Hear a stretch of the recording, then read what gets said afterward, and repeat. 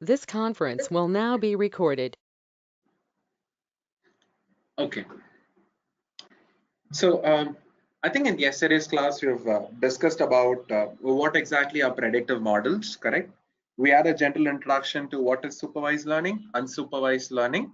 We have spoken about the types that we have under the supervised learning, what I would say is the classification. Then we spoke about regression models. What are the different factors which is going to affect the kind of regression models that you're trying to solve, right? And we even did our discussion on simple linear regression, multiple linear regression, right? So we saw some small examples there in Excel also. So what I'll do is, guys, I'm not very sure if you guys are following R as your programming language or Python as your programming language. Which one of these are you guys probably doing? Is it R or is it Python? Or is it both?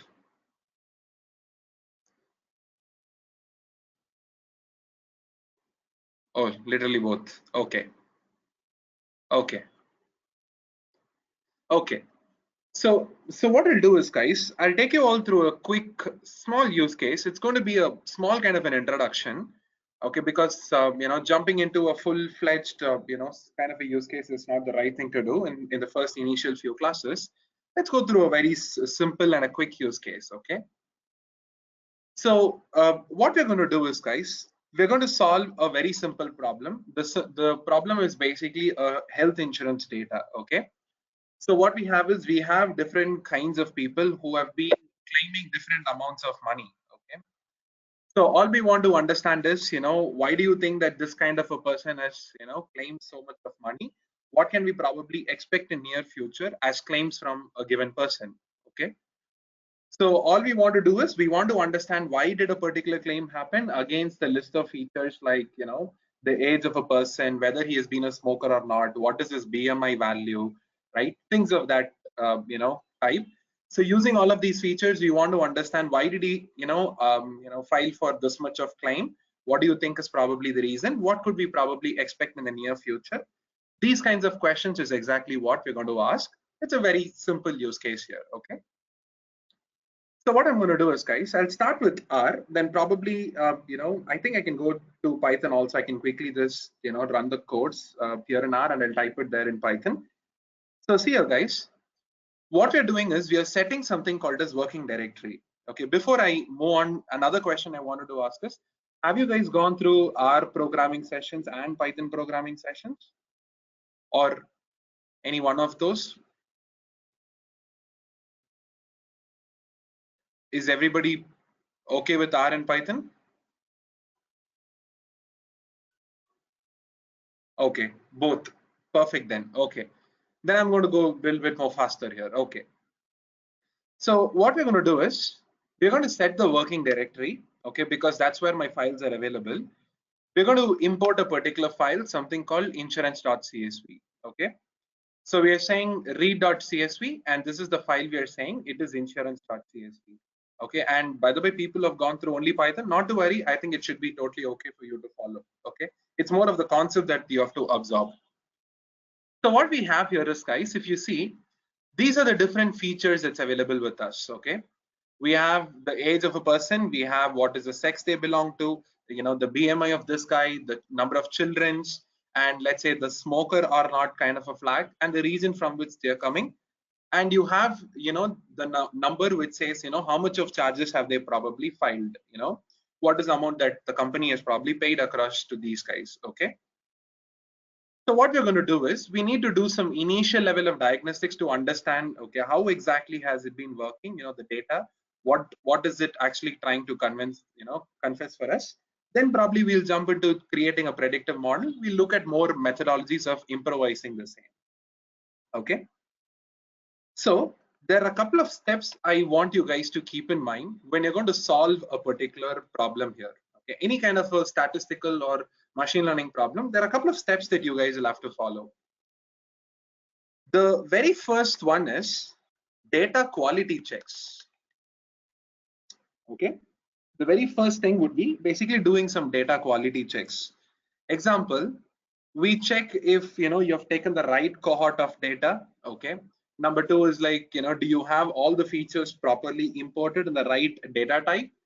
You may also want to check if there are any NAs missing values available, or are there any infinity values available, because you may want to clean out all those people. You can't use all those special values in your models. So those kinds of pretty basic data quality checks is something that we typically do at the first hand. We'll speak more about it in the coming use cases. Okay. The second thing that we typically do is we jump into something called as EDA. It's called as exploratory data analysis. So what do you mean by exploratory data analysis? It's very simple, guys. It's like going on a date with your data. That's it. You're just going to understand your data to the complete thing possible. Any question I'm going to ask you, you need to give me an answer. So if I'm going to ask you, hey, which region do you think is probably dominating? So you might have to say, hey, I think it's the Northwest. Hey, why do you think so? Then you need to have an answer. So can we run some kind of a campaign, or should we probably, increase the charges or something like that? So you need to have every question at hand, because that could probably help you, improvise your model also. Okay, so I'll tell you why it is going to improvise your model, but understand that you need to do a lot of EDA, have a lot of facts and figures about this particular data at hand. So EDA would basically involve looking at visualizations using the target only and the predictors only, between the target and the predictors. So doing a lot of visual analytics here and understanding what exactly is happening is exactly what is called as exploratory data analysis. Say for an example, if we jump into our use case, the very first thing that you should ideally do is analyze how the target column is working. Okay, so the target column, we are going to look at the summary of this guy. So he says that the minimum charges that we have paid across to a customer has been what? $1,122, and the maximum we have paid is $63,000, right?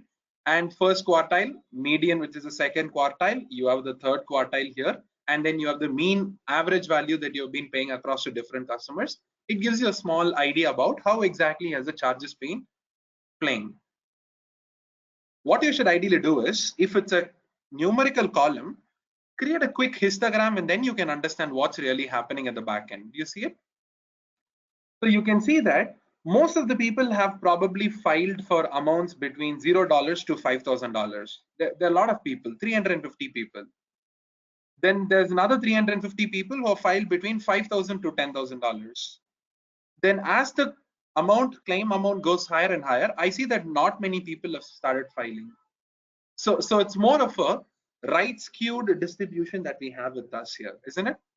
It's more of a right skewed. I can see that there's not many people who are filing very high amounts of money, right? So typically what happens is, guys, it is good if you could have predictor columns which are all bell shaped. Okay, basically people which are all normally distributed. Okay, so I'm just adding the hint here. I'll speak more about it in the coming use cases. But why do you think we are going to probably look at this particular thing is because, as I told you, some of your predictive models, example linear regression himself, would work better if the distribution has turned out to look like this. If I'd seen more number of people filing for this number and less number of people here, if I see a bell-shaped curve, something like this, right? If this is a distribution that your target variables or the predictor variables are going to probably follow, your performance of the algorithm is going to be much more better. Okay, so what can I do probably here? If that is your question, you can do a couple of transformations and then you can start using. Since it is a little out of scope for today's class, let's not deep dive into it, but kind of take a note of it, saying that you need to understand what will be the distribution of your variables here. Okay, so you understand what is distribution, right? So it's basically you're asking how many people are present in each of these buckets. That's it. So that's what we call it as distribution. So when you try to understand the distribution, if it is normally distributed, you call this as a normal distribution, by the way, and bell-shaped curve. So if it is normally distributed, models like linear regression can work a little bit more better. It doesn't mean that it's a problem if you send people which are not normally distributed. I'm just saying it's going to work a couple of notches better. So hence here, this is not something that we'll have to worry about. So we can just leave it as it is. So this gives us a general understanding, okay, that the distribution is not like as we want.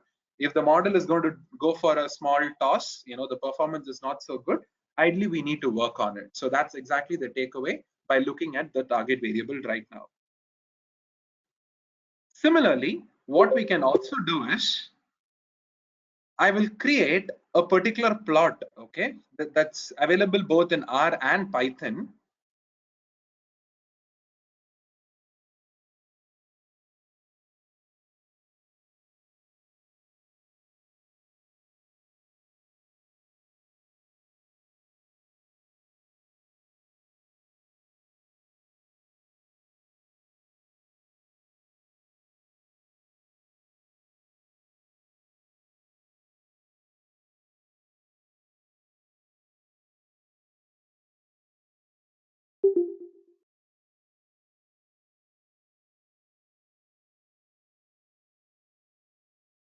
Okay.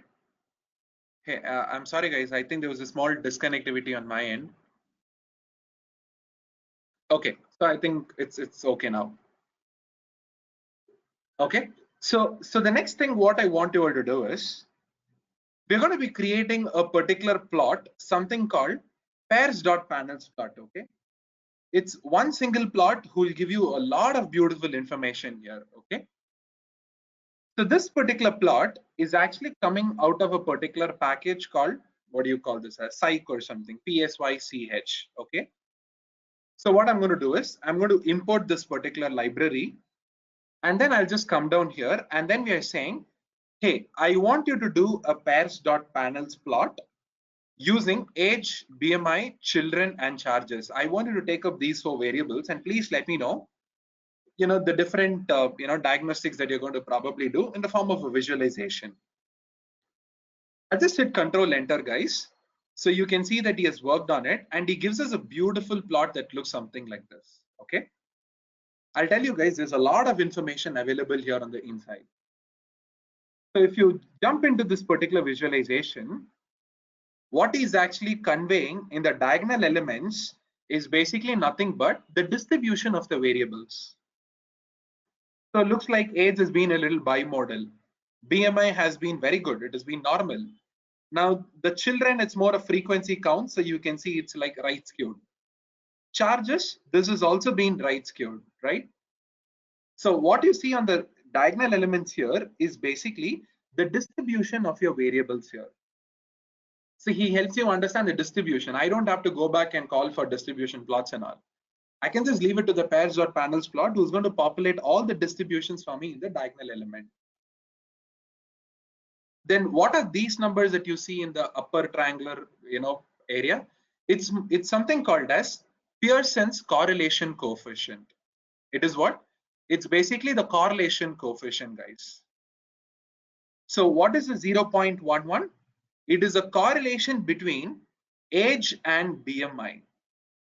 Okay, so he's saying, hey, I did find what is the correlation between these 2 predictor variables. I think age and BMI correlated by 0.11, which is actually speaking, I would say not at all correlated. Anything up to 0.5 or less than that, it's okay. This is like 0.11. I would say that it's not much correlated. Next, so how about this 0.20? It is the BMI that you see here and the charges that you see here. This is also like mildly correlated. Okay, it's not too good of a correlation. It's like mildly correlated over here. How about this 0.3? The predictor variable like age and the target variable like charges, these 2 people are correlated for 0.30. Once again, mildly correlated. So the reason why we are looking at correlation numbers here is, guys, between predictor variables, you shouldn't see any kind of correlation. Okay, this is rule number 1. The reason why we are doing a simple correlation analysis here is because between predictor variables, so when I do a predictor versus a predictor, there should be no correlation at all. 2 variables should not even be correlated. While if I take up a predictor and a target, yes, they have to be correlated, isn't it? What is the reason? Correlation is basically a measure of something called linear relationships. And what are we doing? We are creating a linear regression model. So the correlation is more like a basic check, right? It is more like a basic check which is going to tell us, hey, is there even a linear relationship so that I can model, right? So only if the predictors and the targets are positively correlated, it means that yes, I can go ahead and create the model with this particular predictor. While if one of the predictor and the target is not so correlated, it's not ideal to use that particular predictor. I can just go back and drop it. It is one of the methodologies of doing a variable selection here. Okay, it's one of the basic checks. So check for the correlation between every predictor against the target and keep only the predictors which are correlated to the target, and you can just discard the other people who are not at all correlated with your target. While what is the first case? You're telling me that predictors and predictors should not be correlated. What is this particular problem? This one is a classical problem here we see in modeling. What is something called as multicollinearity? Okay, this is a classical problem in your machine learning and the statistical models, guys. We call it as multicollinearity.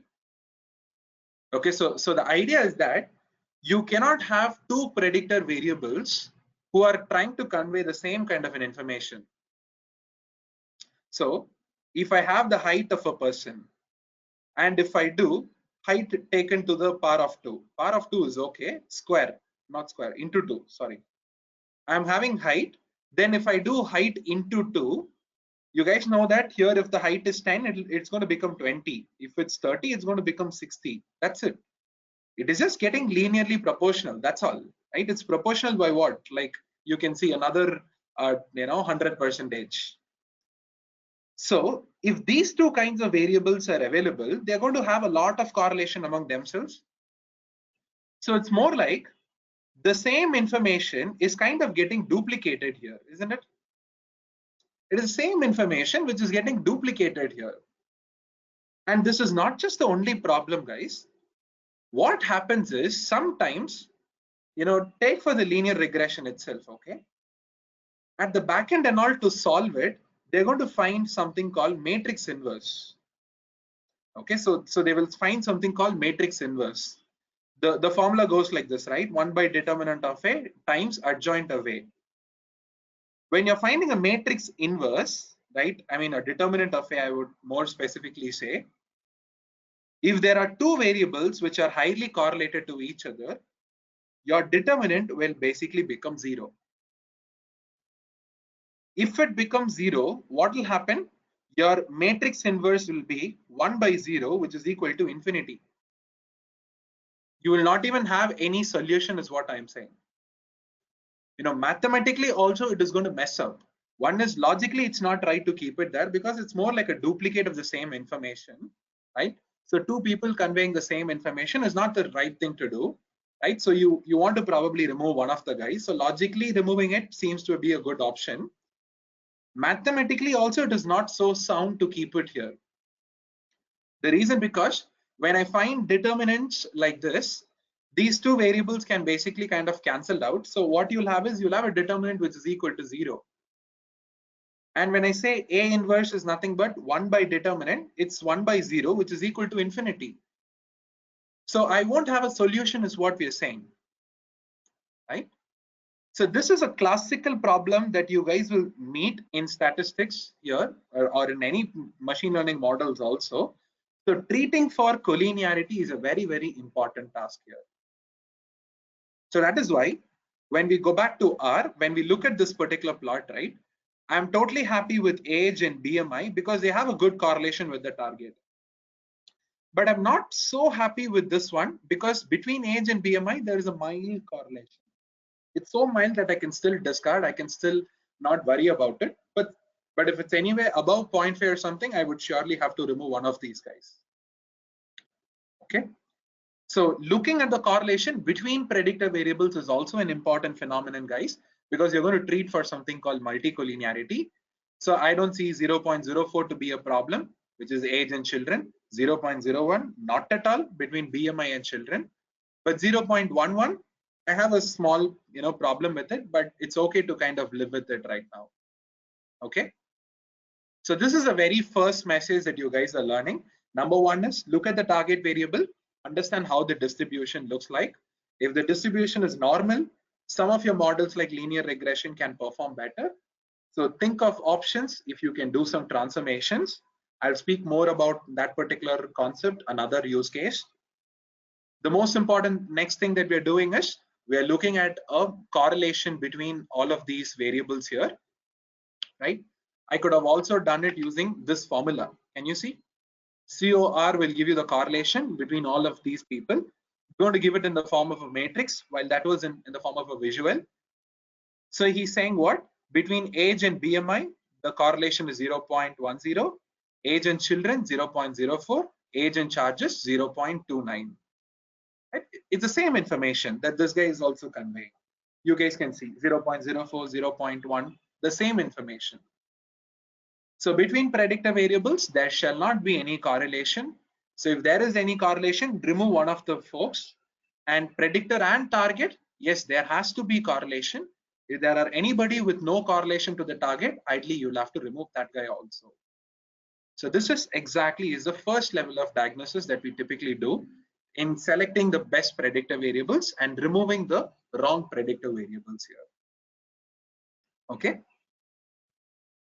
So the first thing, as I told you all, is data cleansing, which means looking at whether the variables have got imported at the right type or not. So you can see age getting imported as an integer, sex in the form of factors, very good. Smoker in the form of factors, because I can get numbers by the end of the day. Region also in the form of factors, so I get numbers which can be used in the model. Everything else in form of integers and numbers is completely okay. So I don't think I need to be worried about data types. They've got imported at the right format. You can check if there are any NAs available in the data or not. So I'll just go back and say, hey, is.NA of this insurance file. Then I'll just do a sum of it. Okay, looks like there are no NAs at all in this entire data set. So it doesn't look like a problem. You may also have to look at the other special values, like check if there are infinities available, anything else that is going to cause problems in modeling. Then we looked at the target. Then we compared predictors with predictors, predictors with target in the form of correlation. Okay. So if you guys ask me a question on why did we choose correlation, let me give you a small hint, okay? A small thing that you need to understand.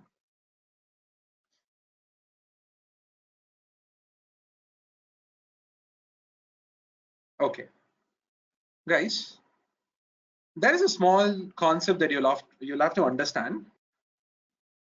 You can have a target variable and you can have a predictor variable, right, to be numerical in type and categorical in type, respectively. I mean, in both the cases, you can have this guy also to turn out numerical, that guy also to turn out categorical. That's what I meant. Okay. Okay.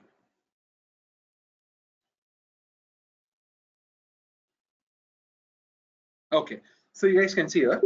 So what we have is we have a target variable which can be numerical and categorical. We have a predictor variable who can also become numerical and categorical, right? So the point is, guys, if you're going to compare a target who is of a numerical type and a predictor who is of a numerical type, okay, some of the common statistical measures or statistical tests that we always use is covariance and correlation. Okay, so what are the different possibilities for the target turning out to be? Numerical and categorical. It can be predictor, same numerical, categorical. So 2 into 2, I can have 4 different combinations, right? So what we're doing is we're trying to understand what are the different statistical tests we should be using at different cases. If it's a target who's numerical and a predictor who's numerical, you need to use covariance or correlation. Ideally correlation, right? Because you know covariance has some problems, right? So use correlation. What if in case, if the predictor is categorical and target is also categorical, you need to understand something called as chi-square test for independence.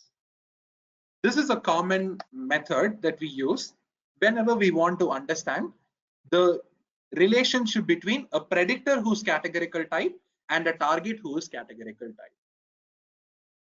So what are we doing? When we have a target who's categorical and a predictor who's categorical, we typically use somebody called as chi-square test for independence. It's a methodology where you take up frequencies of the two people together, then using the frequencies you do some analysis. It's called chi-square test of independence. So how about this particular cell? This cell is what? He's saying a numerical target and categorical predictor. If I want to understand the relationship between a numerical target and a categorical predictor, you should be using something called analysis of variance here, ANOVA. ANOVA or analysis of variance is a common statistical test we typically use in this particular combination. And over to the last one, where the target could be categorical in nature and predictor could be numerical in nature, we typically use something called weight of evidence and information value. Okay. So target as well as predictor being numerical, it's called correlation. Don't use covariance, guys, because you know that it's going to give you the numbers as per the scales, which is not so interpretable. So you need to get the standardized version of it, which is correlation. So both target and predictor being numerical is correlation. If both predictor and target are categorical, use chi-square test for independence. While on the other hand, if I have a numerical target and a categorical predictor, I would use ANOVA or analysis of variance. And over to the last cell, a categorical target, a numerical predictor needs weight of evidence and information value to understand the relationship between both the people. What kind of predictors and targets are we dealing with? I think we are dealing with these people. That's why we've been using correlation over here. If we come across something else, we're going to use other statistical tests, right? So since we are dealing with numericals everywhere, so we are just using something called correlation in this case here. Okay. In fact, there are categorical variables for us also, right? So you have this one, the region that people are coming from, whether people are smokers or not, what is the gender of a person. Even for these cases, you have to use ANOVA. But once we discuss ANOVA or something, we can come back and check this. Okay, so how to understand the importance between a categorical predictor and a numerical target. Okay, for now, we have done with the first case, numerical, you're using correlation. So now what? I think this is enough information. We can just kind of jump into the model itself. We can start creating the model. Let's look at the model's performance. Then let us look for scopes of improving it. Okay. So what we're going to do is, guys, this R being a statistical language, you don't have to really import any specific packages to create a linear regression model. Okay. Since R being a statistical language, this linear regression model is part of your base packages itself. So the moment you guys install R, you're going to get 10 packages here, right? In a package, something called base, if I'm not wrong, the linear regression model is already available. So all you need to do is, you just have to say LM. You're calling for the function something called LM. LM means linear model. So you're saying, this is my Y tilde.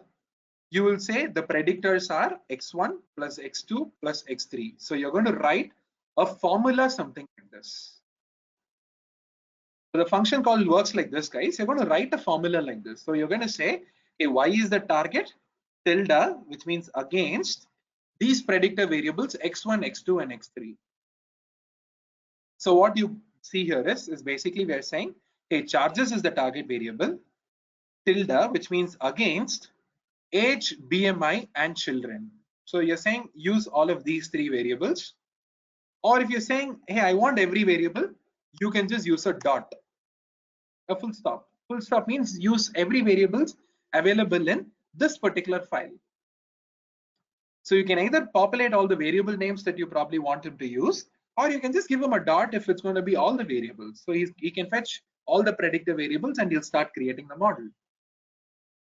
So now let us just hit Control Enter. So we have given LM, the linear model, the formula, and we're telling data is coming from insurance. Let's hit Control Enter. Let's open up this particular model. Okay, I'm choosing that object and I'm opening it. So he's giving us the result saying that the intercept value is minus 11,938. The coefficient for age is 256. For male person, the coefficient is minus 131. BMI is 339. Goes on up to, yes, the person is smoker, region northwest, region southeast, and region southwest or something. So what is he actually doing? He started giving you all the coefficients here. So the way you need to interpret this 256.9 is, if the person age is probably 50, you're going to be paying a particular number, X as a number, right? But if the person right now is 51, it is going to be X plus 256.9. That is, for every unit increase in the age, you're supposed to pay an additional $250. Which means as the client is getting older and older, right, the amount of claims that they're going to come back to us is going to grow. Which means you should make sure that your strategies, everything are aligned as per that. So as your clients keeps growing, right, the claims amount are going to go higher and higher. How about this one? He's saying if it's a male person, you don't have to pay him so much. You can just give him $130 lesser than female. So if females are drawing at the rate of X dollars, then for a male person it is nothing but X minus this $131. So what you take away from that is that the number of claims by male candidates are not much, by male customers are not much compared to over female customers here, right? Similarly for BMI, what happens if the BMI of a given client is increasing by 1 unit? So from 29 he became 30. So for every increase in the BMI, you're going to additionally pay $340 for this guy because he's more likely to claim more amounts of money. More the BMI, the more is a problem. If the number of children are increasing, you need to probably pay another $500. The claims could be higher. If it's a smoker, then it's a massive problem for you. If a non-smoker is claiming X amounts of money, right? A smoker is going to claim what? Plus $23,848. If it's a smoker, immediately you need to understand that the impact or the claims are going to be higher. So make sure that your strategies are perfect. So he's going to claim, an additional $23,000 compared to what a non-smoker might probably claim. Same thing for region. So in region, what is left off? I think northeast is left off. Okay, as per alphabetical order. So he will choose that guy. So northeast candidates, if they're going to take up X dollars, if it's a west person, he will claim only $350 lesser. Southeast lesser than $1,000.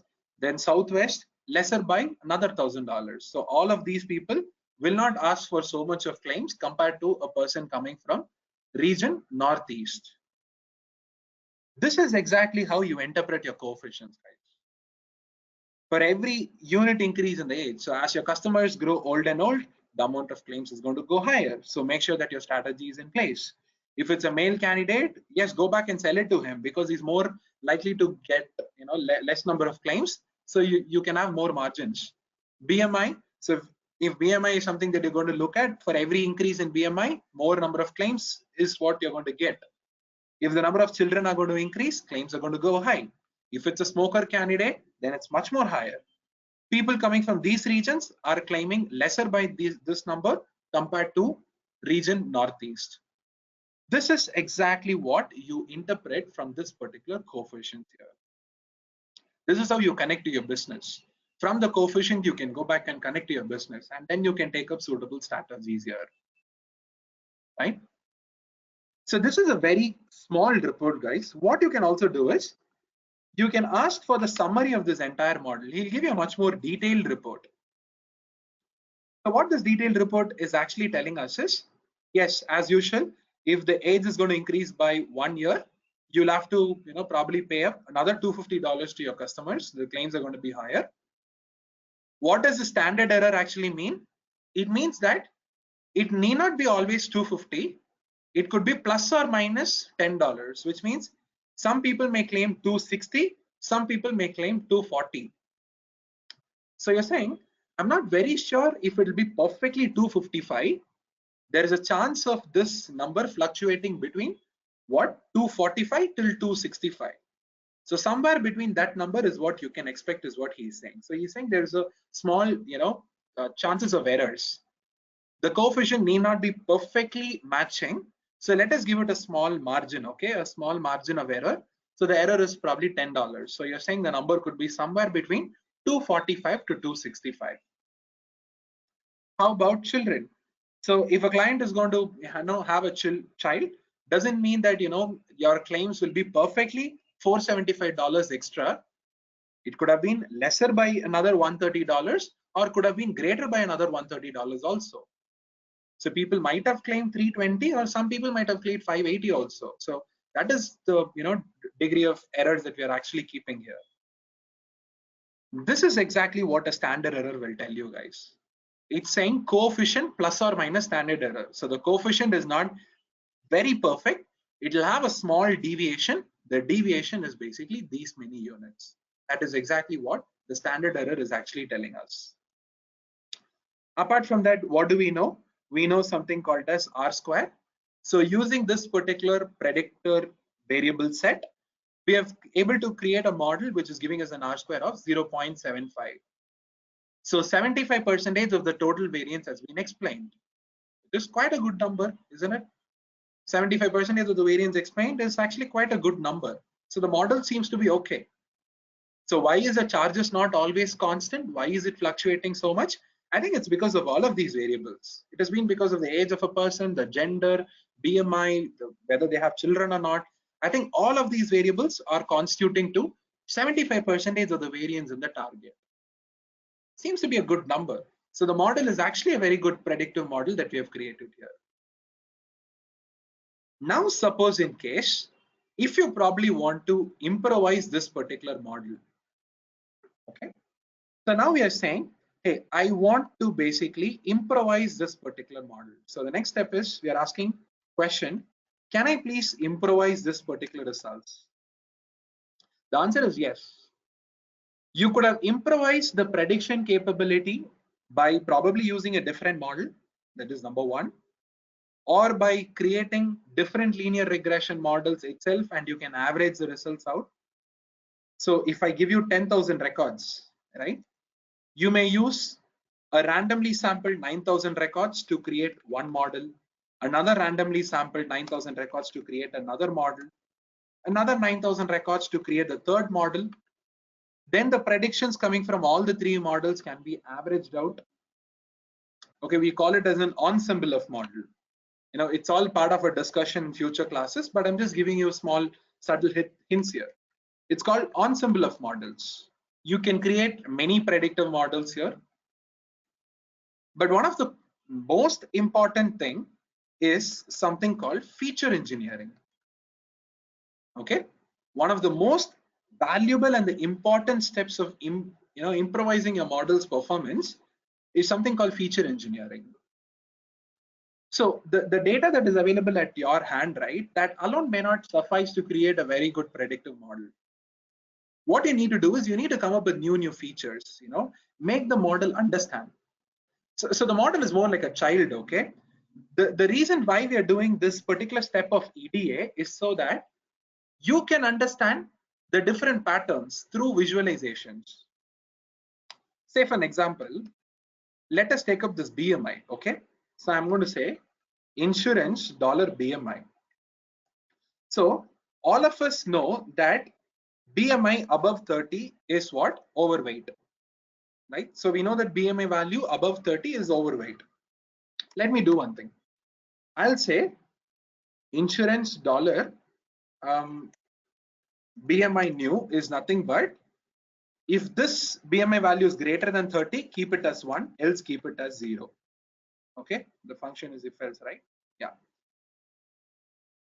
So you guys can see here, I'm saying I have a BMI value for each and every person. Please check if it is above 30. If it is above 30, then it means that people are overweight. If it's not above 30, it means they are on a normal healthy area, right? So this particular result that we are going to get, the ones and zeros, I'm going to save it in a new variable, something called BMI. We have just saved it. So if I go back and check my data set, I should be able to see a new variable here, BMI new. So now let us ask a simple question. Okay. So I think bar plot of insurance dollar BMI new, comma, or sorry, I need to do a table first. Yeah. So table of insurance dollar BMI new. This should do it. Table of this guy. So you can see that we have somewhere around 705 people who are actually, above this particular BMI safe limit. 633 people who are not. What I want to understand is basically the average charges for these guys. Shall we do it? Okay. Okay. So what I'll do is insurance dollar charges. Let us take up only the people whose BMI value is equal to 0. Okay, so these are the guys. I need to find what is the mean here. Similarly, I'll take out the people whose value is equal to 1. So what you guys see here, the average charges that you're paying for somebody whose BMI value is above this particular limit has been what? $15,560, while people who are having BMI value equal to 0, you're paying only $10,000. Isn't this a very, very beautiful information?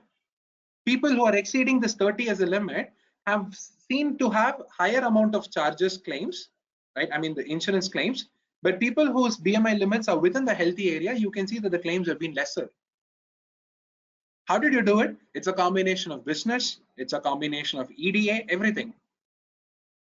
So this one, if you are able to find some interesting facts and figures, give it to the predictive model also, no?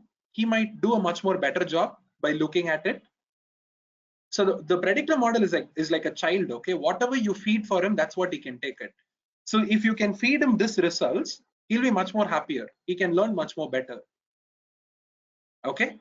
Similarly, I can do something else. I can also, probably create a feature like,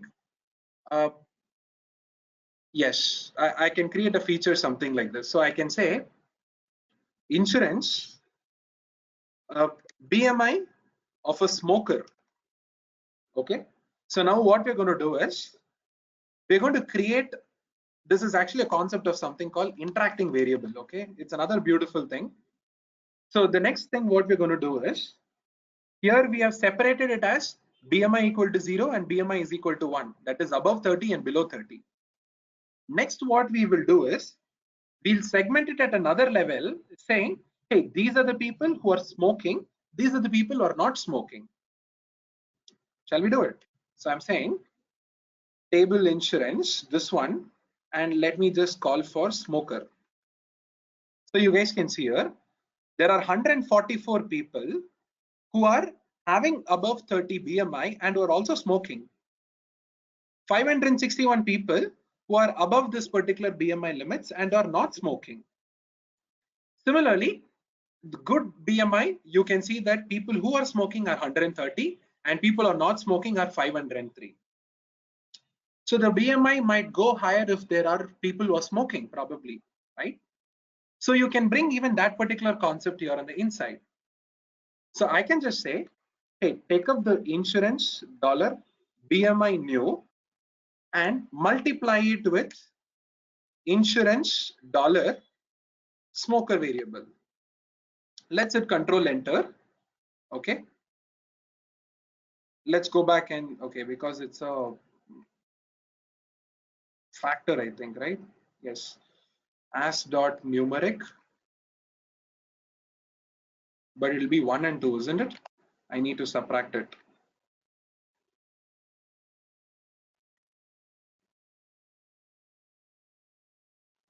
Okay. Now let's hit control enter. Now let's go back and check insurance dollar BMI smoker. So what do you see? You can see it'll all be what? Ones and zeros. So when is it a 1? It is 1 for people who have their BMI above the critical limit and who are also smokers. The rest of the people are all what? People who are not smoking or people who are not having much of a BMI value.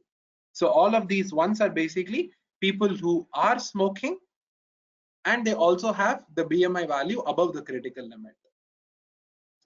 So this is what I'm saying, guys. You can keep imagining different kind of business things. You guys can give me some ideas, different methodologies by which you can slice and dice the data, which the model can probably start using, right? So let me use this now. Why don't we use this? Let's go back.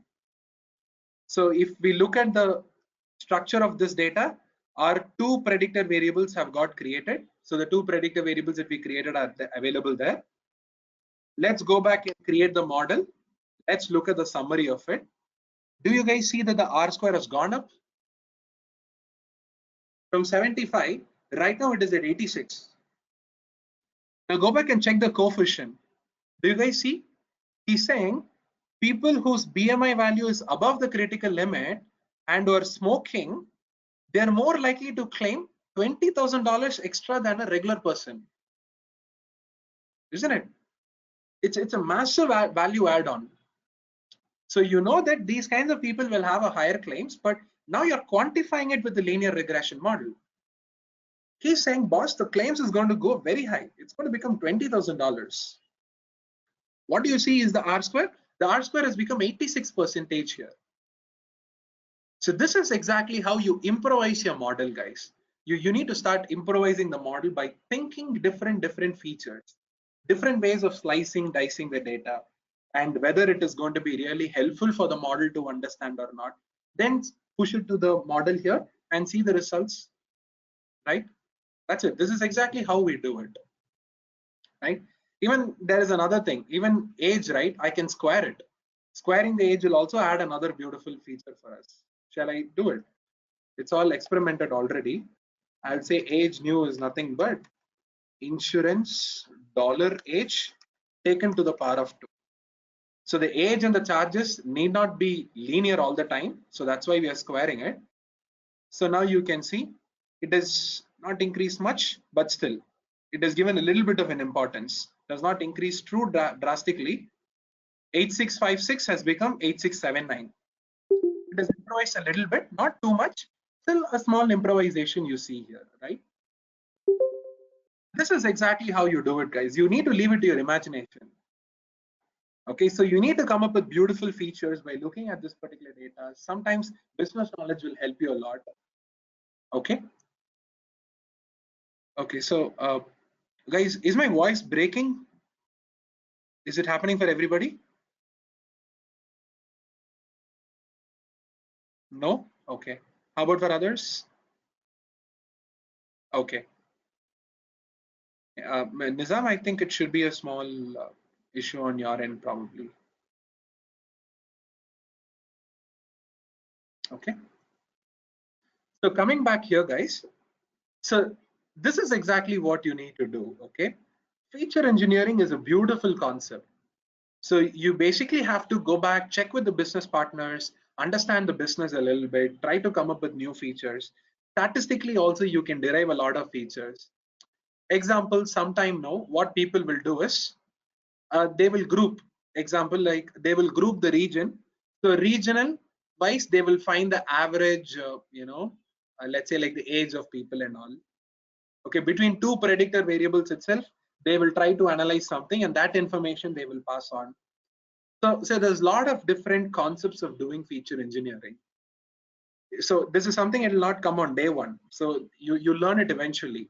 When we look at more and more use cases, you guys will understand it eventually.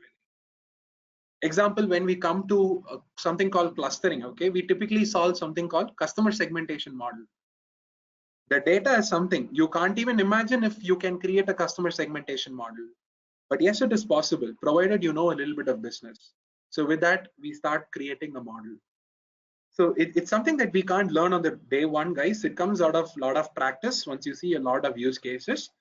But this is the idea that I want to impart to all of you all. Okay, so start creating new features. The more and more features you start creating, the better off your model will look. Okay, so this is exactly how we improvise our results. So what we have done is we have just worked on one giant data set, but this typically doesn't happen. We have a split of data. We keep some data for training, some data outside for testing. It will not be involved in the model creation. Okay. So that particular concept also we'll dig in after we discuss a couple of concepts here. Okay. So any questions still here, guys? Are you all convinced with this particular case? Now how to look at these coefficients, how to go about with these numbers, looking at R square, how do I improvise R square? Are you guys okay with all of these concepts here?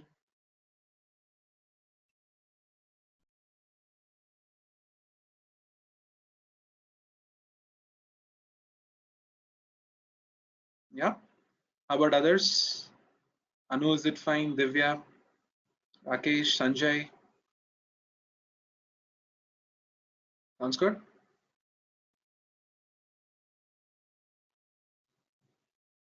Very clear. Oh, thanks, Manohar. Awesome. Okay, Souvik has a question. So apart from R square, what else should we probably look at? Okay. So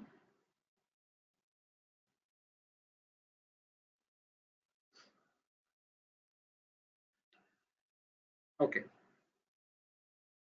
So that's a good question, guys. So what we'll do is we'll extend to another smaller piece, okay? So typically what happens is, as I told you guys just now, when you're going to create a predictive model, somebody like linear regression is doing a testing on the inside. So he gives you R square. But if you go to some other predictive models like decision trees or neural networks, etc., I don't think they really evaluate themselves on the inside, okay? So what we do is, we always take up the data set that is given. Okay, say for an example, somebody has given us 1,000,000 records. What we will do is we will split this data set into two portions. One will be a training data set, another one would be a testing data set. Okay, typically the split is 80% of 1,000,000 would stay here and 20% of this 1,000,000 records will stay here. Or some people might want a 70-30 split also. It depends on different users. 70-30, 80-20, these are the different splits people would use. So this 80% of the data set goes into model creation. And the rest 20% of the data set is used in the evaluation of this particular model. Okay, what are we doing? We are using 80% of the data set to create the model, and another 20% is not used in the model. It's more like a small exam that you're keeping for this guy. These are a couple of questions you have kept outside. You're not teaching him. So once the model has got created, you come outside and you evaluate him, because you know that, hey, these have been the claims, so I know what is the true value. What are you predicting for these people? So your prediction and my true value, I will compare and I will evaluate. So Sauvik's question is on this part. So how do we evaluate? What are the different methodologies of evaluating? I'll come back in a minute. Similarly, guys, there's also another evaluation I want you all to understand. Something called in-sample testing. The next methodology is what? It's something called in-sample testing. What do you mean by in-sample testing? You gave me 1,000,000 records, right? I'll use all the 1,000,000 records as a training data set. I will create the model, and now I will ask a question. How is this training data set working on this particular model itself. That's all. So it's like I gave you 10 questions to learn. How are you answering those 10 questions itself is what I'm asking. Rather than the previous case, I gave you 10 questions, but 2 questions I've reserved outside. It's apart from the syllabus. I've not asked you to learn this. Now I'm testing you upon those 2 questions. But here it's like, I've asked you to train on this data set. On the same data set itself, can you go back and predict? If on that data set itself, you're not able to perform so good, how can I probably expect you to do it on a new data set? That's all. No questions asked. So it's a very simple thing. You're saying on the data on which you've got created itself, on that data itself, you can predict and tell me the difference between the true value and the predicted value. That will help me evaluate how you're doing on a training data set. If you're not able to do so good on a training data set itself, how do you expect me to, expect you to do a very good performance on a test data set kept outside? That's it. So this is something called as in-sample testing, guys. We don't really take this much unless you have very small data. Okay, so the R square that you're getting, right? How are you getting? It's actually in-sample testing, isn't it? On the data on which you created the model itself, you have evaluated. So R square is an in-sample testing. But only when you do an out-sample testing, you will understand. Okay, so I've kept a sample outside. So how are you doing on those people? So that will help me understand whether the model is performing good or not. So please understand the difference. This is something called as an out-sample testing, while this guy is somebody called as in-sample testing. Now coming to the question, how can I evaluate? Of course, the evaluation happens in both the areas. I'm just telling you different strategies of evaluating. How can I evaluate? What are the other metrics available apart from R square? Very simple. So going back here, let me read this data as it is. When we created this model, right, and when we look at the summary, do you guys see this one? It's something called residual standard error. It's residual standard error. Yeah, residual standard error. Yes, this is the guy, correct.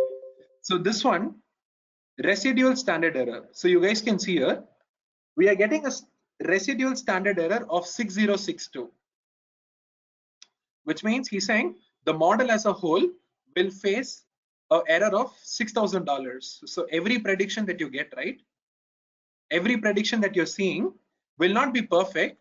There will be a $6,000 fluctuation. It could have over predicted by $6,000. It could have under predicted by $6,000.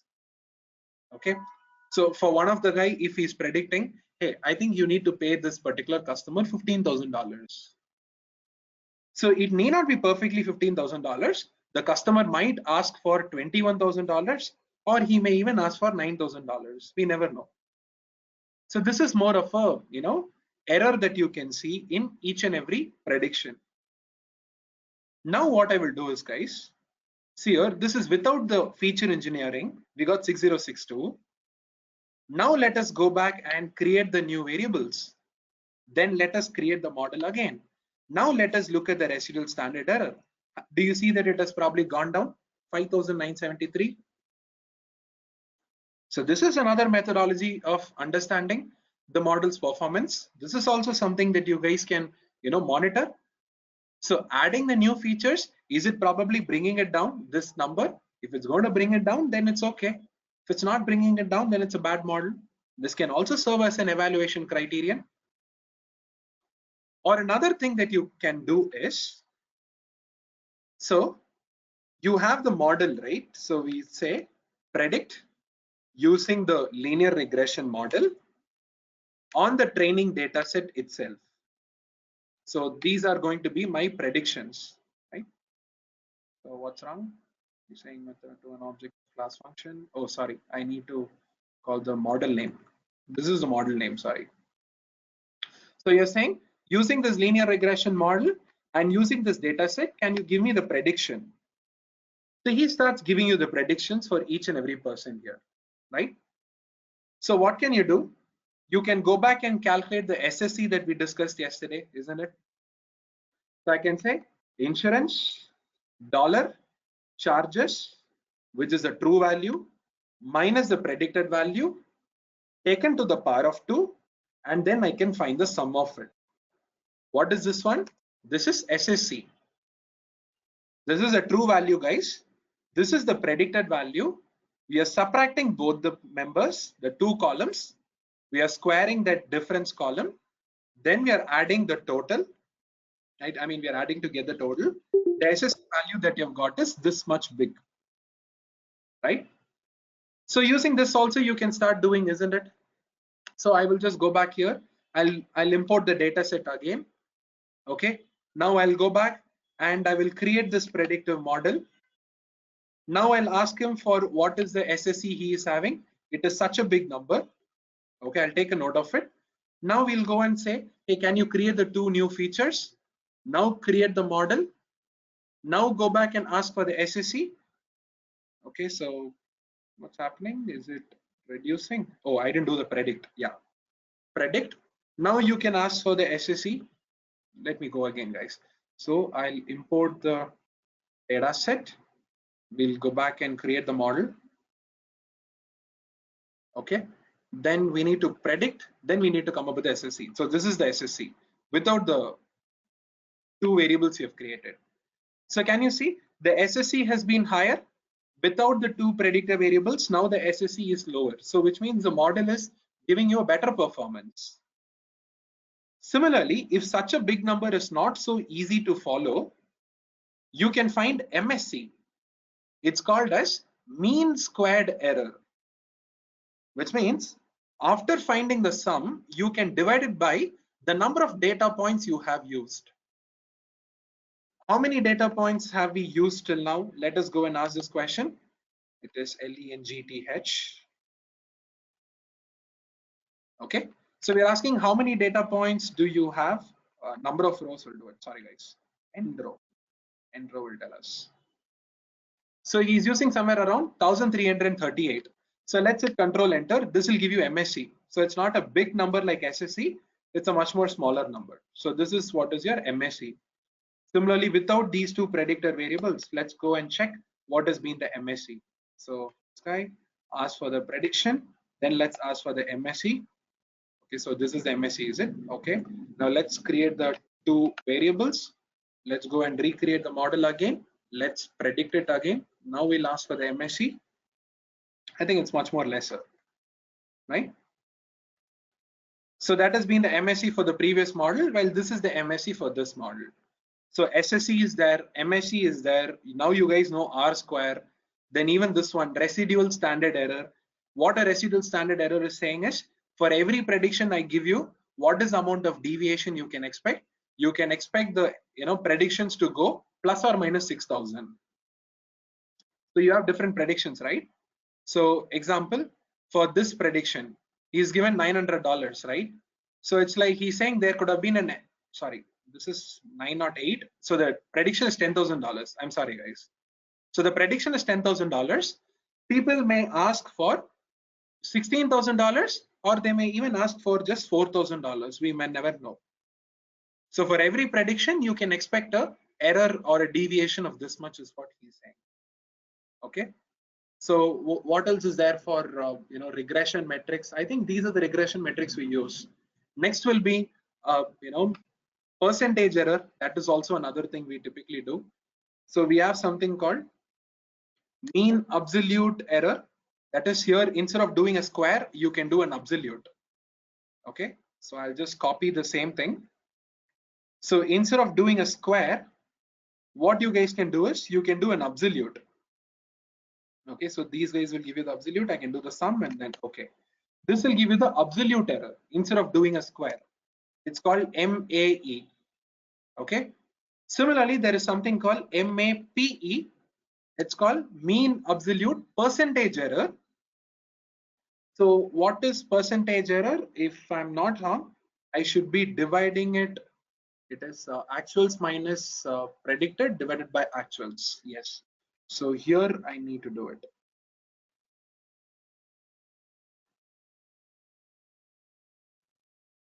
So let me just check it, guys. I exactly don't remember the formula. Yeah, correct. So Mean absolute percentage error, MAPE, is nothing but actuals minus predicted divided by actuals. So it will give you the answer in terms of percentage. Then you add it for each and every data point and you divide it by the total number of data points that you have used. It's something called as MAPE, mean absolute percentage error. Okay, so by the way, you need to do an absolute here, right? So mean absolute percentage error, right? So that is another metric that we typically use. Other than that, I don't think there is any other regression metrics here. So these are the metrics. So you can use R square, something that we discussed yesterday, or you can use SSE, you can use MSE, you can use MAE, and you can use MAPE. So this is MAPE. If I remove this portion, it becomes MAE.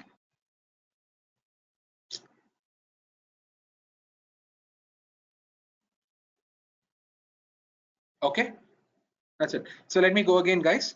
So true value minus predicted value taken to the power of 2. If you sum it, it is SSE. Why? Because true value minus predicted value will give you error. You're finding the square of it and you're adding it. That's why it's called sum of squared errors. So this is the formula for doing SSE. This is MSE, where you divide it by the number of data points used for evaluation. That's MSE.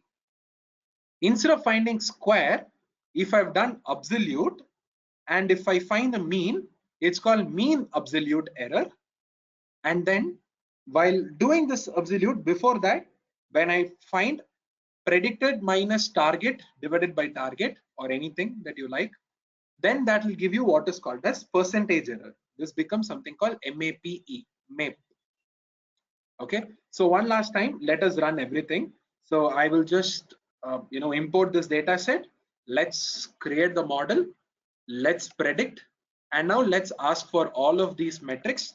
So these are the different metrics he's giving us. Okay, so I will take up this guy, this one, and this one. Okay, the last three people. Okay, now we will just go back and we will add the two predictor variables, and then we will come back and create the model. We'll ask for the predictions. We'll ask for SE, MSE, MAE, MAP, everything. Okay, so what's going wrong? Is he saying that adding the variables have gone wrong? Okay, here it seems to go down. MSE is going down. MAE has gone up. Mean absolute error has gone up. And MAPE has gone up. Okay, this is a little tricky. This has been 4.73, 4.88. So it has reduced. For absolute numbers alone, it has gone up while adding these two variables. Okay. Why would it be so?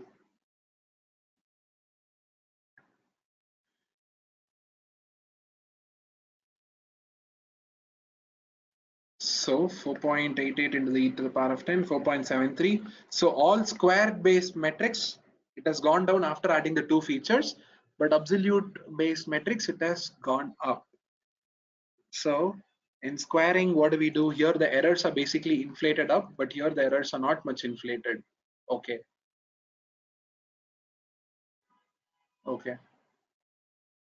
So I would still stand by the squared metrics, guys. One is because he's actually inflating the errors too much, and then he will give you an answer. So it's more conservative.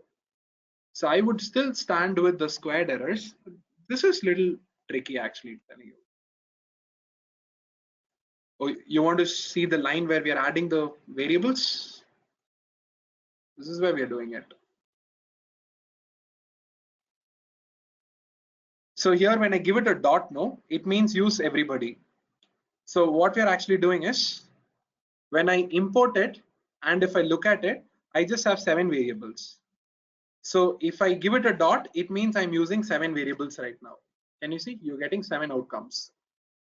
But after I create the new feature, if I look at the structure, you can see it's 9 variables.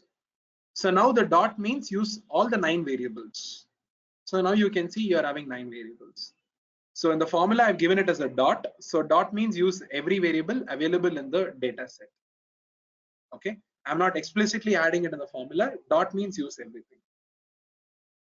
Okay. Okay, so I think that's it, guys. So this one I would feel I would stand with the squared matrix because it's more conservative, because it's actually squaring it, right? The errors will become inflated. But has been the first kind of an encounter for me. Let me check. Okay, still I'll probably look at a much more better answer why absolutes are going up while in squared it's actually lesser. So let's just look at it. Okay. So is it okay, guys? The different metrics. Souvik, is it okay? Convinced?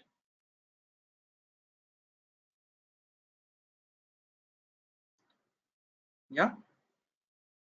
Okay, he's offline. So how about others, guys? Okay. Okay, perfect. Okay, so I think we've kind of overshot our regression class time. Okay, super.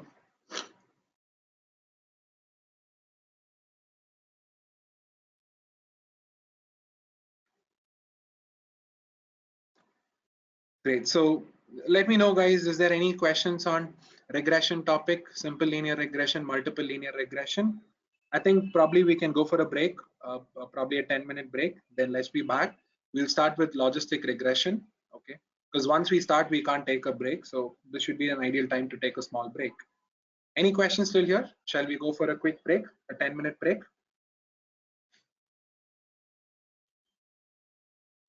Okay. Hey, one question. See, Yes. yeah. So, see, what we are checking here is before adding the two new variables, we are calculating all these values by running the Yep. linear model, and then after those two new variables, we have to check all these values are coming down. Correct. I agree. Correct. Okay. Okay. Oh, you're asking me if that's what we do? Yes, that's what we do. Because you need to understand if adding the variable has improvised the model's performance or not. If it is better, then the error should have been lesser, right? With that concept. So even you could have changed your predictive model. So this could have been a linear regression model, but this might have been a decision tree model. So changing the model type itself is reducing the error. So that's what we're doing. We are comparing what was there before and the new thing that I'm doing. Is it improvising it or not? That's the question we are asking. Okay. Okay. Okay. Okay. Perfect. So I think let's go for a 10-minute break, guys. So let's be back by 6:28 Indian time. Okay, 10-minute perfectly. Then let's start with logistic regression. Okay. Yeah. Awesome. Thanks, guys. This conference will now be recorded. Okay. So is everybody online? Shall we get started? Yeah. Okay. Perfect. So what I'm going to do is, guys, let me start with a very simple question to you all. Okay. So we've discussed about linear regression, and more specifically simple linear regression, multiple linear regression. We understand that those are the kind of models we typically apply when we have a target which is numerical in type, correct? So now I have a question to you all. Let's say for an example, I give you a use case, a problem like this, okay, where the target is right now categorical. Okay, so I have two flags only. I can probably call it as, you know, people who are responding for my campaigns and people who are probably not responding for my campaigns. Okay. So what we have is we have a target variable which is 0 and 1, which is actually numbers, but it's more of categorical in nature is what I would say. But by the end of the day, it is 0 and 1. It's a number. My question is very simple. If I can create a linear regression model over there, what would you guys think? Is it okay to create? Is it not okay to create? If it is not okay to create, why do you think so? If it's okay, then why do you think so? Okay, the question is very simple. I have a lot of predictors. I have a target. The target is basically zeros and ones. The question is, if I'm going to create a linear regression model over there, is it okay? Why is it probably not okay? I want the reasons for whatever is your, and on it for this particular question. Tell me, guys, is it okay to create a linear regression model when you have a target value which is 0 and 1? If yes, why? If no, why? I want a general answer from all of you all.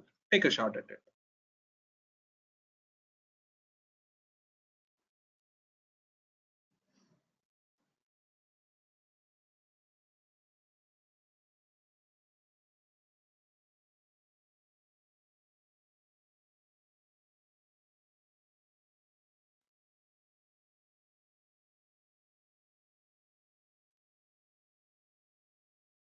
Yes. You're saying no because the target has to be continuous. Okay.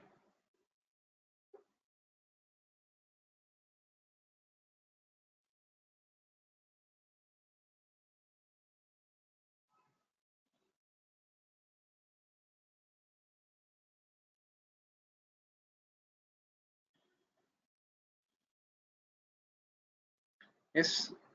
I'm just getting a couple of answers. How about others, guys? So what do you think, about creating a linear regression model on a case like this? So I have a visualization, in fact, if in case, you want to look at it. So I have a predictor X and I have a target Y. You guys can see that we have a lot of samples who are taking 1 as a value, a lot of samples who are taking 0 as a value. Now think over it, let me know. Is it okay to create a linear regression model? If yes, why? If no, why?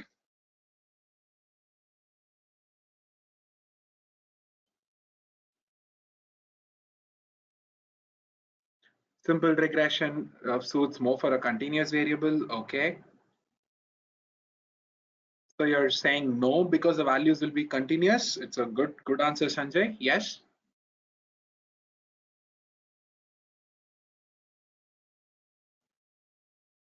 What else, guys?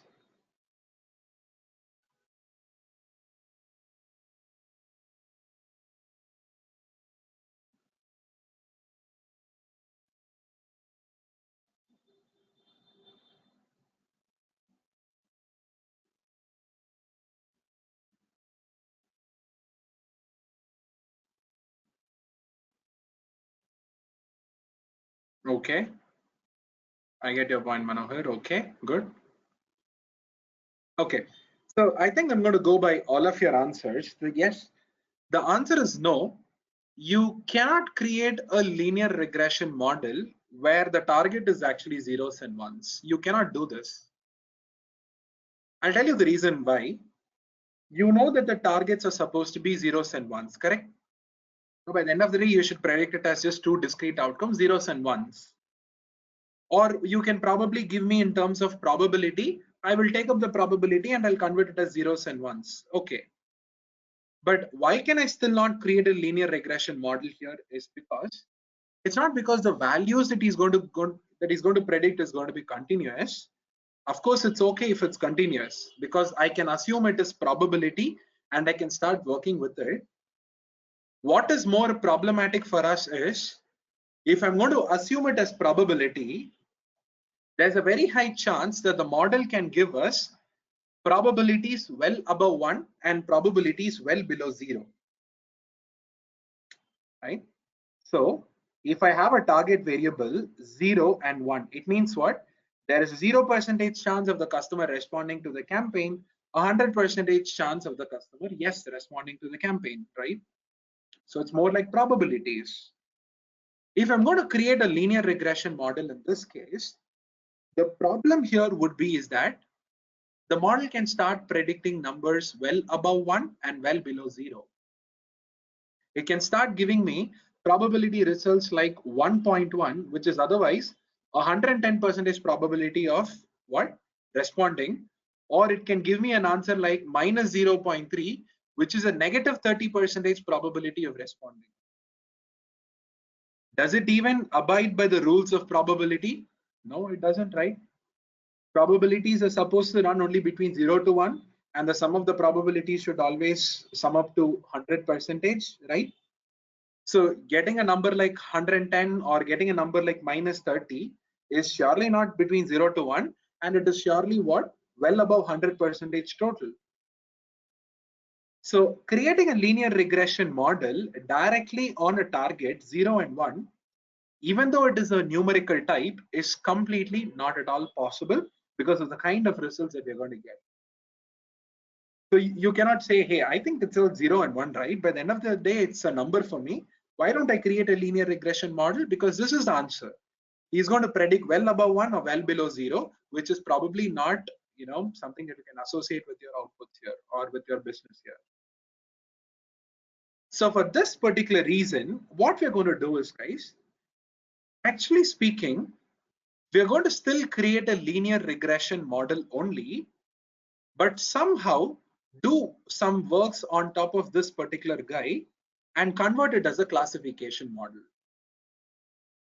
So the topic that we are discussing right now is nothing but logistic regression model, but actually speaking, under the hood, it is still a linear regression model only. Okay, so what do we have? We are actually discussing about something called logistic regression model, guys, but under this particular hood, right, the math is still dependent upon a linear regression model, actually speaking. So if I would just go back to yesterday's, things that we discussed, we spoke about the different kinds of factors which will affect the kind of regression we have, isn't it? I told you that there are a lot of factors which will affect the kind of regression that we do. The first factor would be the number of predictors. The second factor would be the kind of relationship. And I asked you all to keep the third factor open for today, isn't it? The third factor is nothing but the type of target that is provided for us. What do we have here? We have a type of target, which is the third factor that you need to keep in mind. So now you guys might ask me a question. Hey, the type of targets could be what? It could be discrete and it could be continuous. But you told us that continuous means it's regression. Now, why do you say that discrete also means regression? Isn't it a little contradictory to what we discussed yesterday? So the third factor is something called type of target. The type of targets could be two types. I can have a discrete target and I can have a continuous target. That's all. I can have what, categorical, and I can have numerical, right, by the end of the day.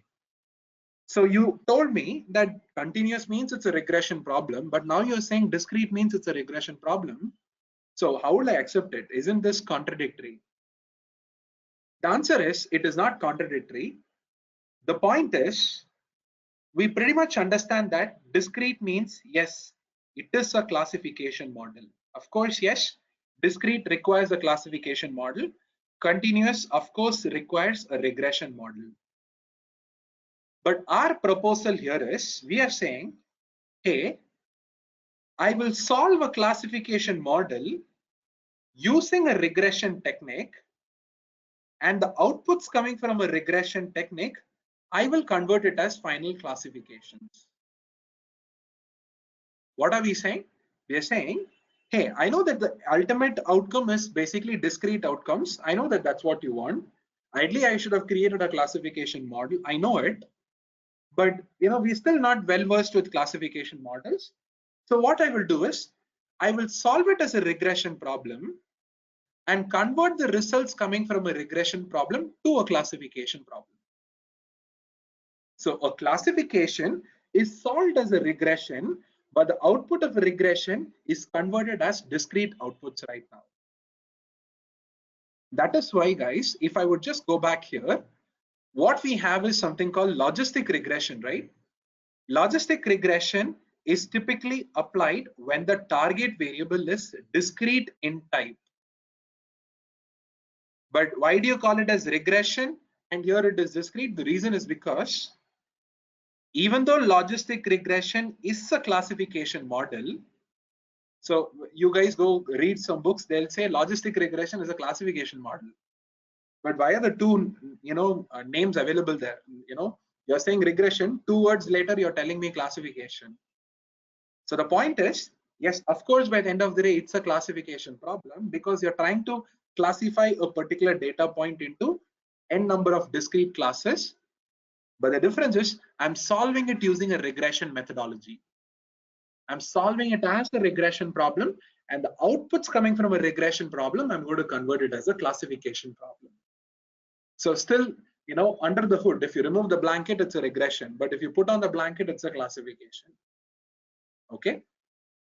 So what we're going to do is, guys, as I told you all, yes, logistic regression is in turn linear regression only, but the only problem that we see here is, if I create a linear regression model, there are going to be certain problems, which is the predictions going to be well above 1 and the predictions are going to be well below 0, which is going to conflict with the laws of probability here. Okay. So logistic regression, of course, by the end of the day, it's a classification model, but solved using a regression technique and finally converted as classes. So you're using a linear regression model only at the back end, but it cannot be used directly because there are certain problems with him. So you need to do certain modifications on top of this guy. So there are a couple of modifications we're going to apply on this linear regression model here. So what are these modifications? How does the model turn out, or how does the equation come out? That's something that we're going to discuss in a minute. But till here, tell me guys, before I proceed further, are you all okay with this thing? Why do I call logistic regression as a classification model, but still the name is a logistic regression? Till here, are you guys okay? The agenda, what are we going to do on a linear regression model? Why are we doing some modifications? Is it okay till here, guys?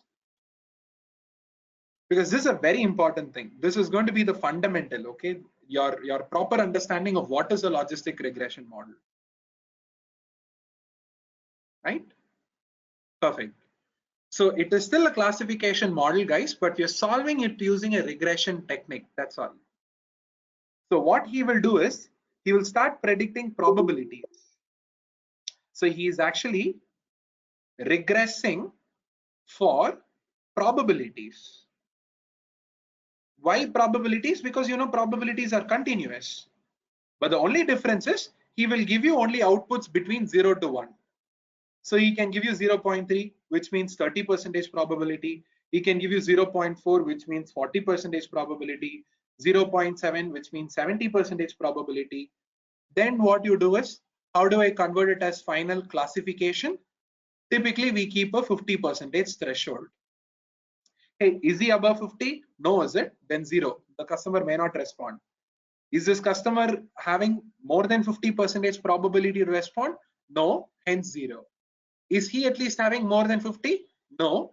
Sorry, yes, he is having. So hence you give it as 1. So by the end of the day, it is still regressing for probabilities, guys.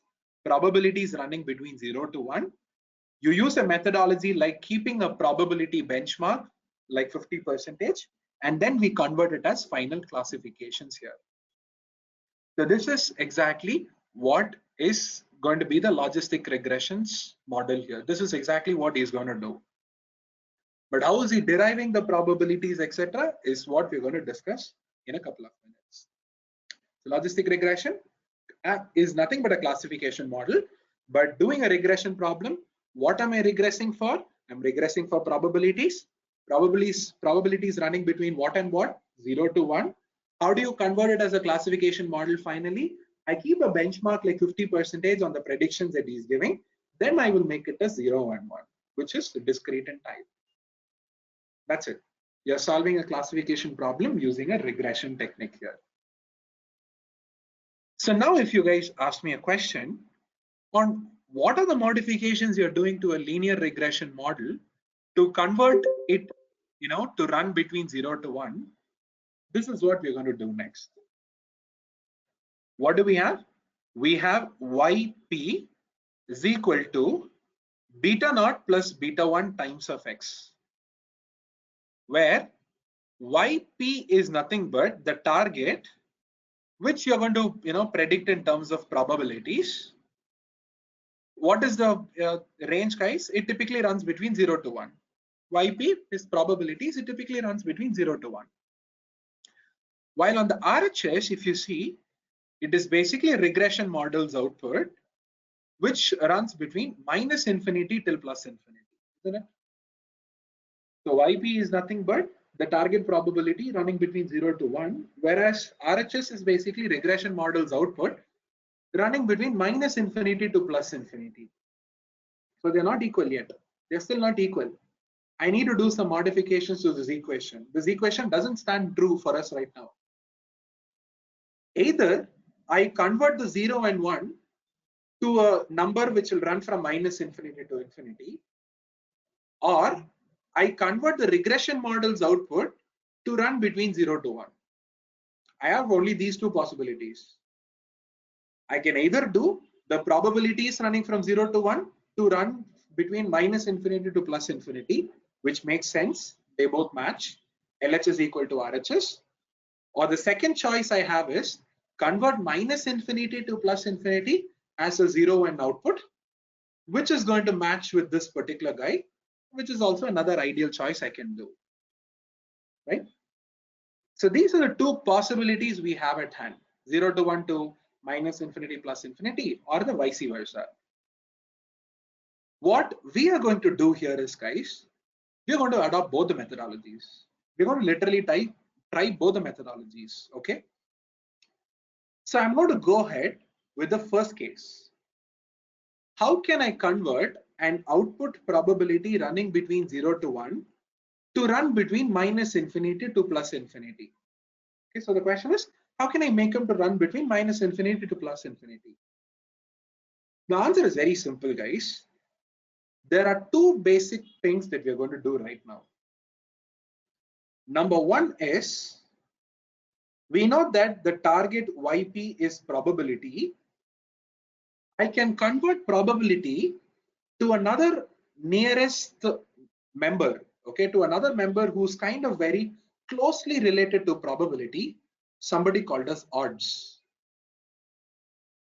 So what can we do?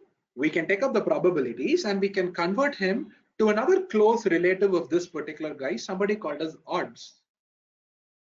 The reason is because probability runs from 0 to 1, but somebody called as odds will run between 0 to infinity. Don't worry, guys, I'll tell you what is odds, okay? So what we're doing is, we're taking up a 0 to 1 in probability, and we're going to convert it into another closest relative of probability, something called odds, who runs from 0 to infinity. So I was able to solve one point. So the one alone, I was able to convert him as infinity. What is the second thing that we're going to do? The second thing is, guys, we're going to take up odds and we're going to convert it as log of odds. So what are we doing? We are taking up odds and we're going to convert it as log of odds, because odds is going to run from 0 to infinity. The moment I find the log of odds, right, this will convert him as minus infinity to plus infinity. That's all. Convert probability to odds, probability to something called as ln of odds, ln or log, anything, okay? Ln means natural log, log means log, right? It could be base 2, base 10, anything. Ln means log to the base of e. E is Euler's constant, 2.7 something if I'm not wrong, right? So log to the base e is nothing but natural ln, but you can have log of 2, you can have log of 10, anything, okay? So I can literally use anything, guys.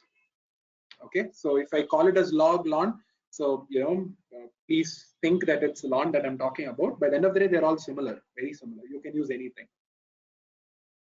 So we're taking up probabilities. We're going to convert it to another nearest relative of this guy, somebody called as odds.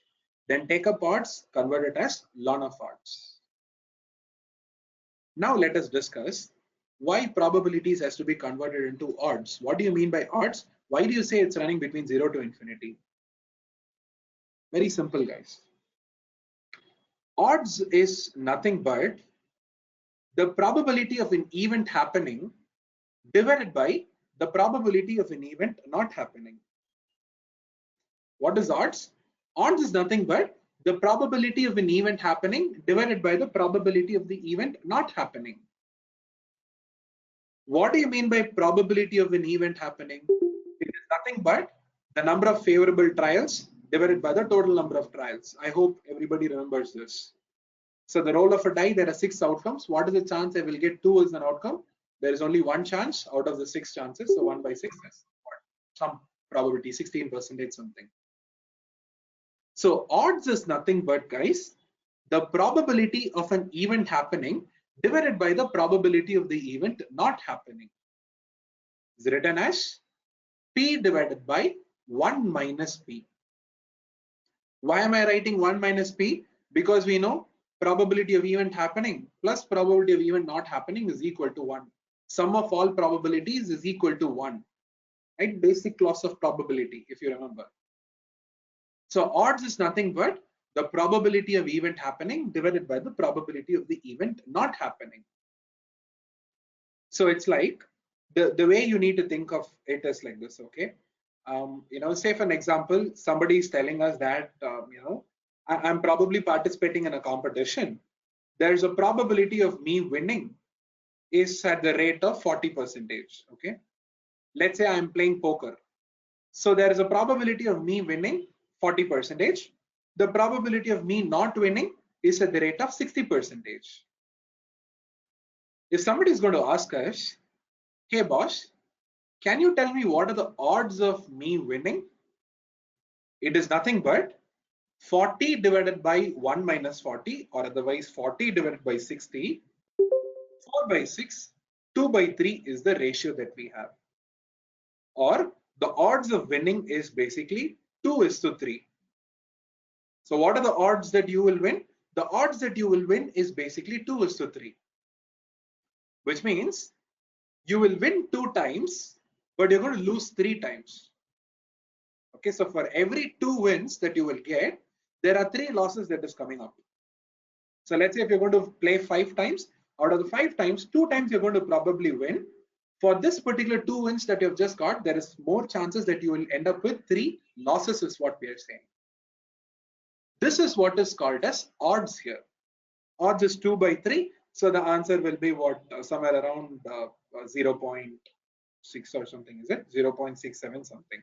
So the odds here is basically 0.67 when you actually find the ratio, but we don't do it. We give it in terms like this. We say 2:3, m:/n. Okay.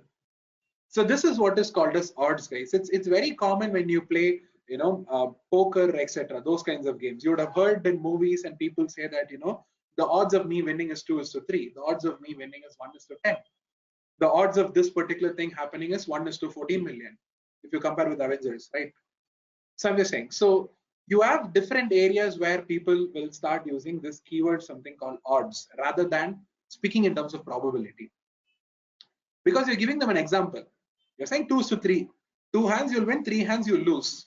Rather than saying somebody 40% of the cases you will win. It's not so interesting to hear, right? But odds is more interesting to hear. So what we're actually going to do is we're going to convert probability into odds because it's a very close relative. It's a ratio which gives you something called odds. Why are we using odds? The reason because it runs from 0 to infinity. Why is it running from 0 to infinity? Pretty simple. So odds is equal to P divided by 1 minus P, right? We know probability will run from 0 to 1. So let us apply 0 here. What will happen? 0 divided by 1 minus 0 will still turn out to be 0. Let us apply 1 over here, which is 1 divided by 1 minus 0 is 1 by 0. Any number when you divide it by 0 will turn out to become infinity. That's all. Similarly, you can try numbers between that. So let's say I tell you that number is probably 20%. So it becomes 2 divided by 8, 1 by 4, you get 25%. Or I say 80% by 2, you get 4 here, right?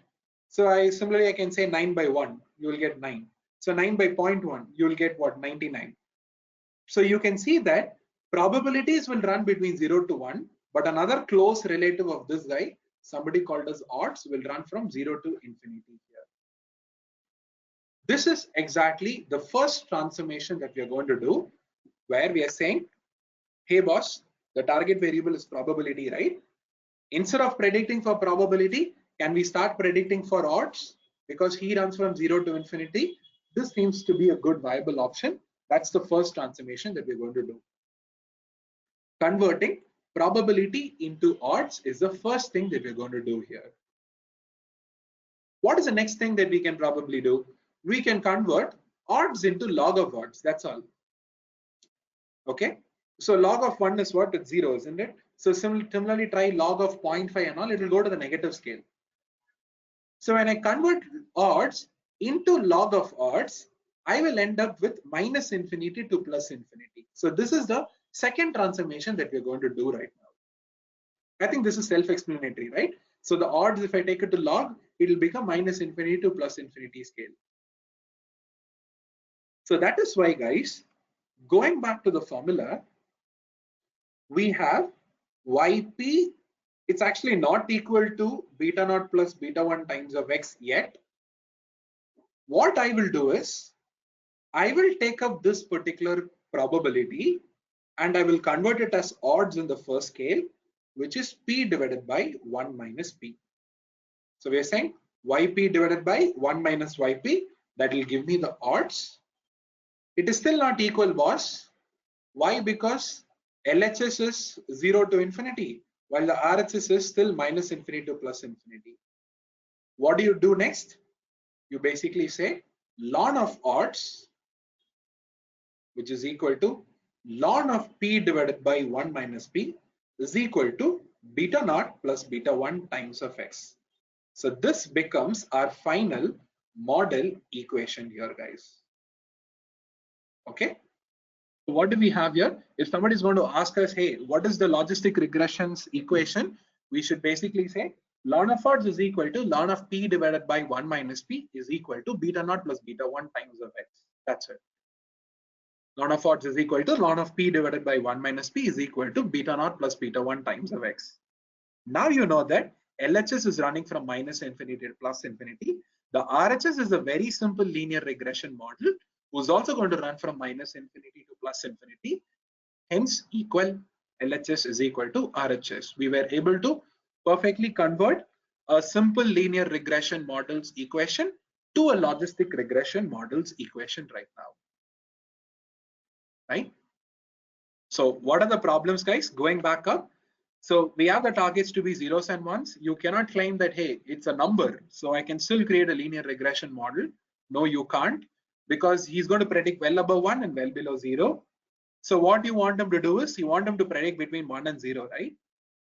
For that, there are like two possibilities. Either convert the 0, 1 to minus infinity plus infinity, or the minus infinity plus infinity to 0, 1. You can do either one of these, right? So what we are actually doing is we are opting to the first case where we'll convert probability into odds.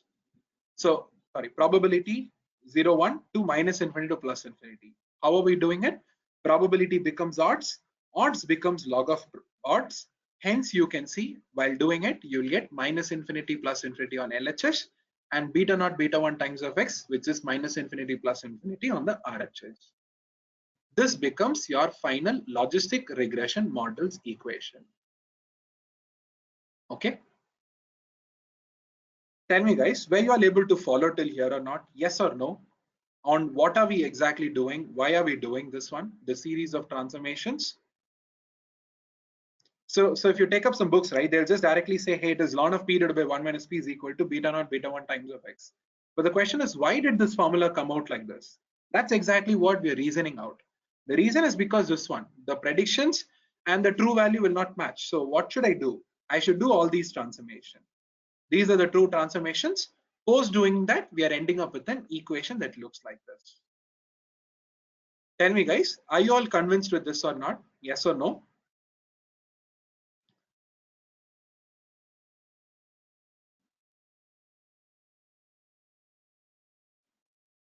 Yeah. How about others? Nizam, is it okay? Yatender, Yusuf, Sanjay? Yeah. Okay, good. Okay. So what you guys have seen just now, as I told you all, is actually speaking the logistic regression models equation. So if somebody is going to ask us, hey, what's the logistic regression model's equation? It's ln of odds is equal to beta naught plus beta 1 times of x. That's it. Hey, what's the linear regression model's equation? Y is equal to beta naught plus beta 1 times of x. Similarly, I think in this guy OLS we discussed another equation, right? His name is something called cost function, by the way. This SSE or SSR, right? We also call this as a cost function. Just take a note of it. We call this also as something called as cost function. Okay. So model equation is y is equal to beta naught plus beta 1 times of x. What is a cost function? SSE is the cost function that we have here. Okay, so that's a mild difference between what's a model equation and a cost function. Okay. Now coming back here, guys, if you actually see, if you read this equation out loud in English, right, what he is saying is, he's saying, I'm going to still create a linear regression model only. The target that you have, right, the target has to go through this particular transformation is what he is saying. So what he is saying is, hey, I am going to create a linear regression model. Your target is 0 and 1, right? I will put that guy through a series of transformation and I will give it as ln of odds for you to interpret. He's saying I'm going to give it to you to interpret it. So who are you to tell me like that? So it should have been opposite. You should do all kinds of, what I would say is bending and other kinds of procedures to give me an output running from 0 to 1. You can't tell me that, hey, from the output you try to decipher what's going to be the output. So that's not the correct thing. What you need to give is basically predictions between 0 to 1. You can't tell that predictions are from minus infinity to plus infinity. Go back and do whatever you like with that. That's completely wrong. So what we need to do is, guys, we need to do the opposite of it. That is, we should have ideally done the second thing that you guys can see here. The target will be 0 to 1 as usual. The linear regression model should bend and it should become 0 to 1. So you can't tell me that linear regression will give minus infinity to plus infinity. The target should become minus infinity to plus infinity, and you go and play with it and somehow interpret it. That's not the right thing. The target or the prediction should be between 0 to 1. The linear regression model should give me a prediction between 0 to 1. That should have been the ideal thing to happen. So the first case is not what we want. The second case is exactly what we wanted.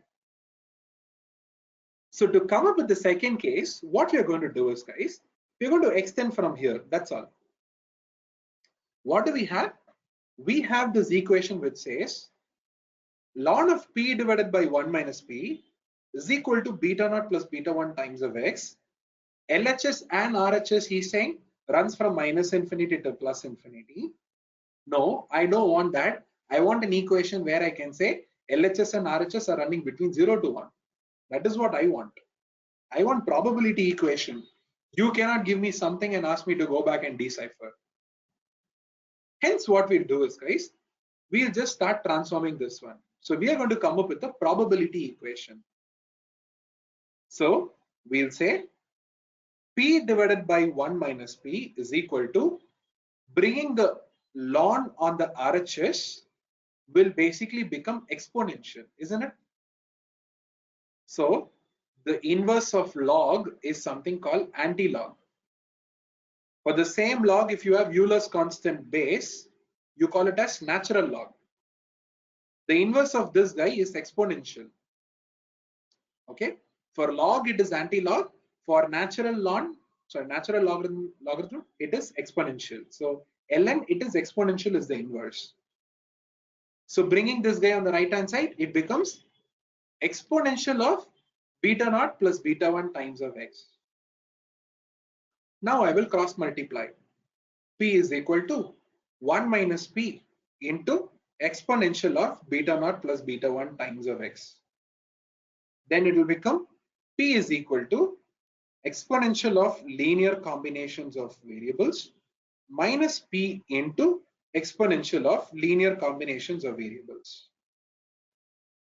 Let us bring all the p terms on one side So the equation will become p plus p into exponential of beta naught plus beta 1 times of x is equal to exponential of beta naught plus beta 1 times of x. What I'll do next is I will take p common. If I'm going to take p common, it will become 1 plus exponential of linear combinations of variables is equal to exponential of linear combo of variables. Finally, you're coming up with an equation saying probability is nothing but exponential of beta naught plus beta 1 times of x divided by 1 plus exponential of beta naught plus beta 1 times of x. That's all. This is exactly what is called as the probability function in a logistic regression model, where the LHS is probability running from 0 to 1. The RHS is a modified version of your linear regression model who will also give you answers between 0 to 1. Isn't it, guys? What have you done? We are saying ln of p divided by 1 minus p is equal to beta naught plus beta 1 times of x. Bringing ln on the right hand side, it will become 1 by ln or otherwise exponential. Then p is equal to 1 minus p into exponential. Bringing this term on the inside, it will become exponential minus p times exponential. Bringing all the p terms on one side, it becomes p plus p into exponential is equal to exponential. Taking p common, it will become p times 1 plus exponential is equal to exponential. P is equal to exponential of linear combinations of variable divided by 1 plus exponential of linear combinations of variable. This is what we call it as the probability function in a logistic regression model, where you can see probabilities will run between 0 to 1. The RHS, as I told you all, you can see beta naught plus beta 1 times of x, right? It's a linear regression model who has been modified a little bit to give probabilities once again to run between 0 to 1. So this is exactly what we wanted. Doesn't mean that the previous case is something that's not useful. From there only we have derived it. So from that model equation, we have come up with a probability equation or a probability function right now. This is exactly what we wanted here. Or otherwise, going back here to the original diagram, what that probability function is going to do is, he's going to say, hey, of course it's a linear regression model only, but the moment I approach towards 1, I will take a cutoff like this. The moment I come towards 0, I will take a cutoff like this. I will make sure that we don't exceed beyond 0 and 1. Since it looks like a S-shaped curve, guys, we call this as a sigmoid curve. And the function that you see here at the bottom is nothing but a sigmoid function. Can you see here? This is something called as a sigmoid function. So in your 11th or 12th, you might have discussed about sigmoid functions and all. You might have heard. They would have said e to the power of x divided by 1 plus e to the power of x. That x is nothing but linear combo right now. So what is your p function here? It's a sigmoid function. E to the power of beta naught plus beta 1 times of x divided by 1 plus e to the power of beta naught plus beta 1 times of x. And if I go back and try to trace it, this is exactly how it's going to look like. The linear regression model will basically take a small cutoff when it comes to 0 and 1. Hence, we call it as a sigmoid curve.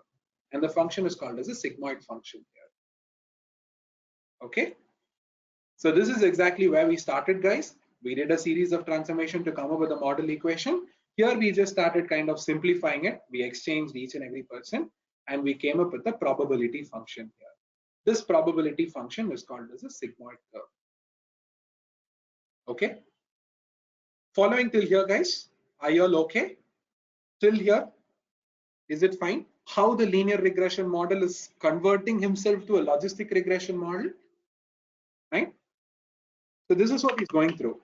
From a linear regression model, he's converting himself into a logistic regression model using a series of transformations here. Right?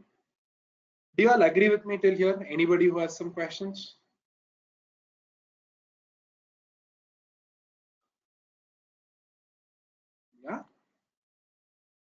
Good. Thanks, Arun. Good one, Anu. Thank you. How about others? Yosef, is it okay? Yatinder said yes. Okay. Nizam, okay. Jishbu, good.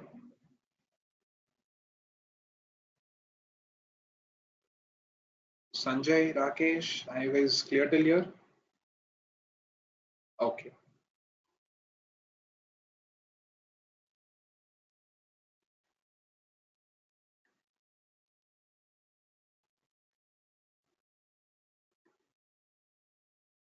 Okay. Perfect.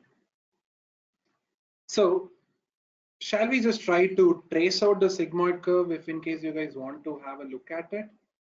Let's try it. I have it anywhere here. No. Okay. So what we'll do is we'll just go and say, hey, the linear regression model's output is equal to, let me assume that the linear regression model is giving us answers from -5 to +5. Okay. So these are the different predictions he's giving us. Let's say we'll go and create the sigmoid function.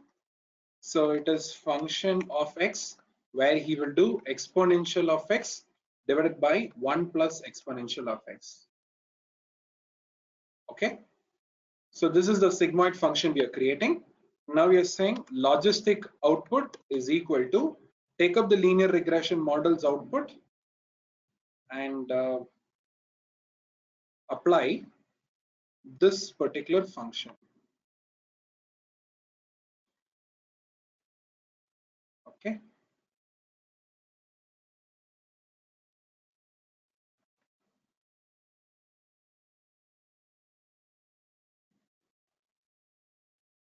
Dimension of x must have a positive length.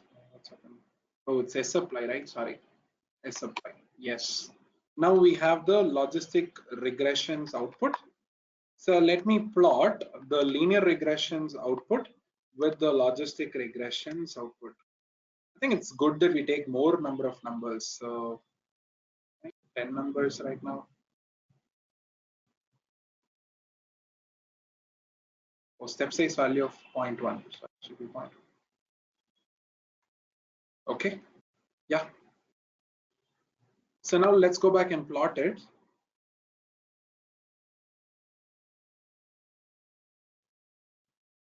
Okay. Do you guys accept that it looks like an S-shaped curve? It's not going well above 1 and it's not going above 0, below 0 also. It'll kind of cut off just before 1. In fact, it shouldn't give us 1 as an answer. It'll give you 0.9999 something. Similarly, it can't give you perfectly 0. It can give you 0.0001. It'll never be perfectly equal to 1. It'll never be perfectly equal to 0. It'll kind of be never ending in both the cases. So this is the S-shaped curve, sigmoid curve that we have just seen. So base is the linear regression model's output, and this is nothing but the logistic regression. So it turns out to look beautifully like a sigmoid curve here. Okay. So this is exactly the fundamentals that you need to understand to create a logistic regression model. So just give me a second, guys. I'll just open a quick Excel problem that we can try and solve. Okay, so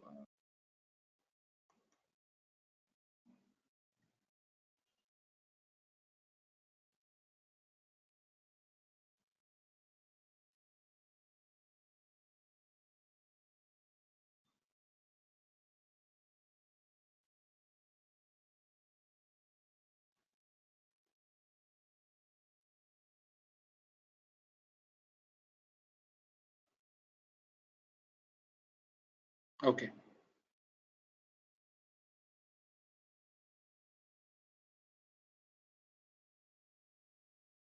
Okay.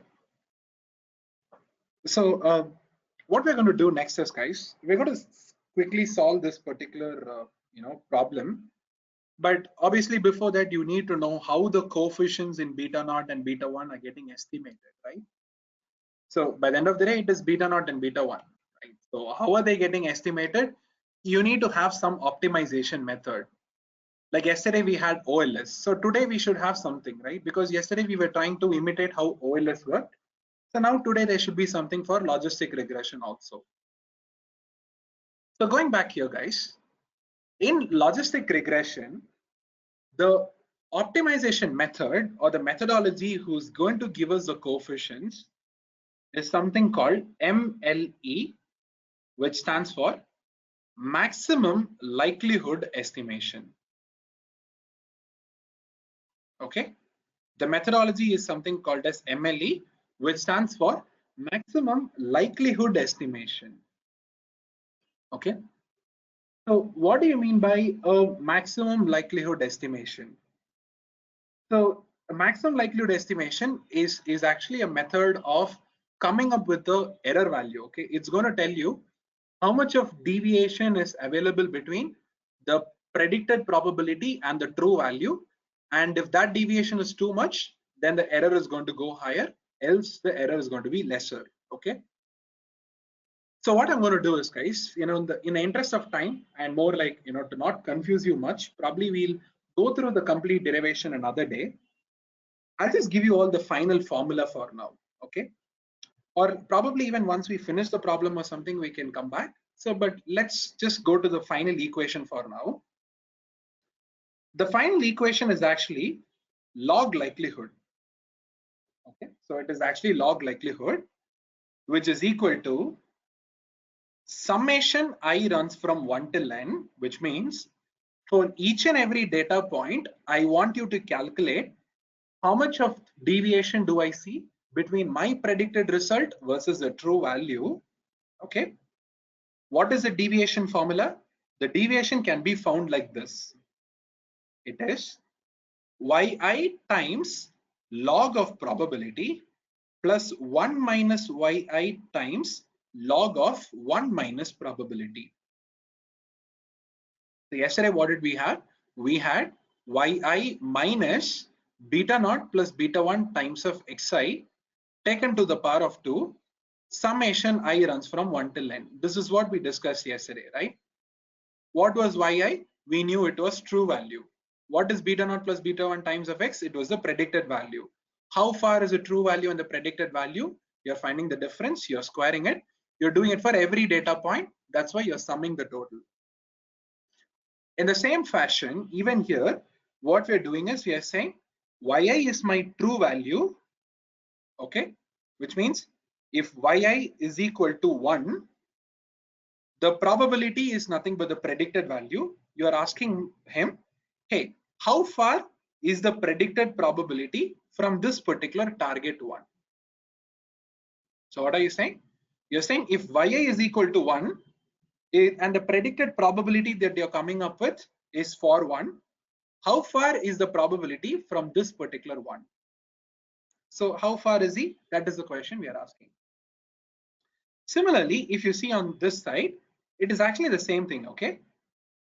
If yi is equal to 0, then this term will get activated. How? You can see 1 minus 0 into log of 1 minus probability. So what you're actually saying is, you're saying if yi is equal to 0, tell me what is the probability that it will be a 0. That's why you can see 1 minus p, right? 1 minus p means what? It is p dash. That is even not happening. How far is this probability from 0? So let me go again, guys. Why is there two terms? That's what I'm helping you guys understand. Okay, very simple. So let's go and apply values. Let us assume yi is equal to 1. If I apply to the equation, it will become what? 1 into log of probability plus 1 minus 1 into log of 1 minus probability, which is 1 into log of p plus 0 into log of 1 minus p. So which means this term will get deleted. So what you're left off is basically only 1 into log of probability. What is 1? That is my true value. What is p? It is my predicted value. You're asking how far is the true value and the predicted value? This guy will tell you, hey, how much is the deviance? Now, let me assume yi is equal to 0. Let's go and apply. 0 into log of p plus 1 minus 0 into log of 1 minus p. So he's saying 1 into log of 1 minus p. So he's saying, hey, how far is this particular true value to this particular predicted probability? 1 minus p is what we are saying, right? So you're still comparing how much is the deviance between the true value and the predicted value. The only difference is if yi is equal to 1, this term gets activated. If y is equal to 0, this term will get activated. That's all. So either this guy will give you the error or this guy will give you the error. So depending upon the target value, either of these two terms will get activated right now. So they will tell you how far is each and every, probability from the true value. Shall we kind of understand that? Let me go back here. Let's clear it. Okay. I'll help you guys understand the equation better. So let's go back here. We are saying yi is equal to 0. My prediction is right now 0.01. So I'm saying, hey, for a target value of 0, I am predicting 0.01. I'm saying there is only a 1% chance that the person might respond to the campaign. It's too low, which is almost close to 0, isn't it? So the true value and the predicted value are literally very close. So what should happen? The error should be very, very low right now, isn't it? So let us go and try to code this particular function. So I'm going to call it as log loss. This is actually not log loss. If you add a minus symbol at the front, it will become log loss. But I'm going to add a minus symbol, hence I'm calling it as log loss. Function of, why do I need to write a function? I'll directly say yi times log of probability. Okay. yi times log plus 1 minus yi times log of 1 minus probability.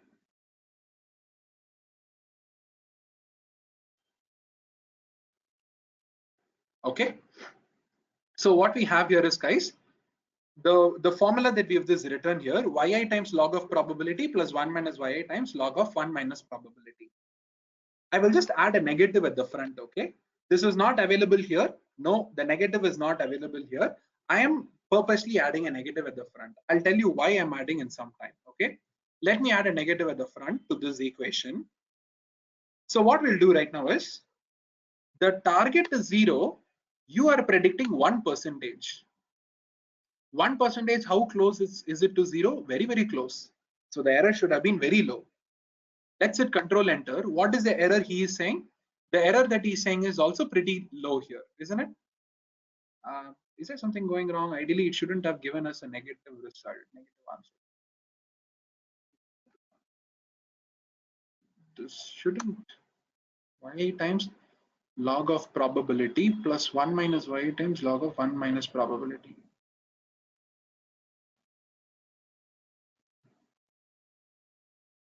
Okay. Oh, so board mass problem. Sorry, guys. I should have added another bracket. No. I should have added another bracket. Sorry. So it has a negative only for this one. I should have added a bracket for the whole and then kept a minus. Now it's okay. So you guys can see. So what we have is target value of 0, probability is 1%, very, very close. What is the error you see? The error is very minimal, isn't it? 0.010. Let's increase the probability to 5%. You're saying that there's a 5% chance that the customer might respond. It's not very close to 0 or not very, very far away from 0 also. So the error should be a little bit more higher, isn't it? Can you see the error has gone a little bit higher? Now, if the model is predicting 10%, the error should be much more higher.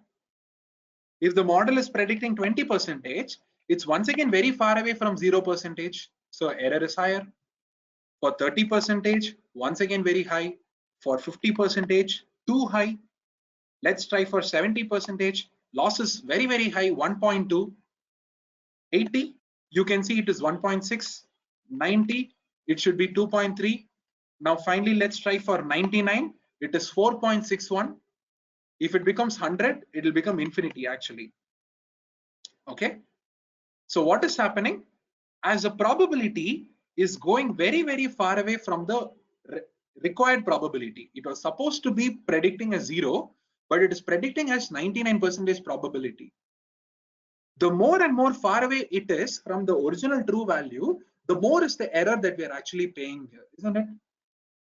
It all started here. 1% you paid very less penalty. For 5, a lot of penalty. 10, 20, 30, 40, 80, 99. The amount of error is like increasing so much right now. Similarly, on the other hand, if I've had a target of 1, now I predict 99, now it's okay. So the error is going to be very low. But I predict 95, it's a small deviation, so error is going high. 90, it is 10% far away, so error will be much more higher. If I predict 70, it is 30% far away, the error is much more higher. 50% far away, much more higher. Now let's try it as 20. It is 80% far away, bigger loss. If I'm predicting 0.01, where I should have predicted as 100% probability, now you guys can see the error is at its maximum, 4.61. So the point is, guys, the more and more far away is the probability from the true value, the more is the error that we're going to pay here. Okay, shall we just quickly create a plot here? I'll say sequence of prediction starting from 0 to 1. I want it in terms of 0.1. Okay, so these are going to be the different probabilities. I will convert this guy as a function. So loss is equal to function of x or yi comma probability. Okay. Okay, so this is my function. Now I will go and say on this particular probability, I want to do an s-apply. Okay, loss is here. So this will give me all the error terms, isn't it? So okay, s-apply requires both the things. So yi anyways is there. So this should be okay. Okay, now let us plot the probability on the x-axis and the errors on the y-axis. Okay, see here guys. So shall I try for more granularity? Let's do it for more granularity. Okay, now see here guys, what is this particular plot telling us? It is telling us that for a target value of 1, okay, for a target value of 1, the x-axis is the probability, the y-axis is the error here. Okay, for a target value of 1, you want the probabilities to behave how? More closer towards 1, isn't it? There will be lesser error. The more and more far away they are from 1, the more error they will face, isn't it?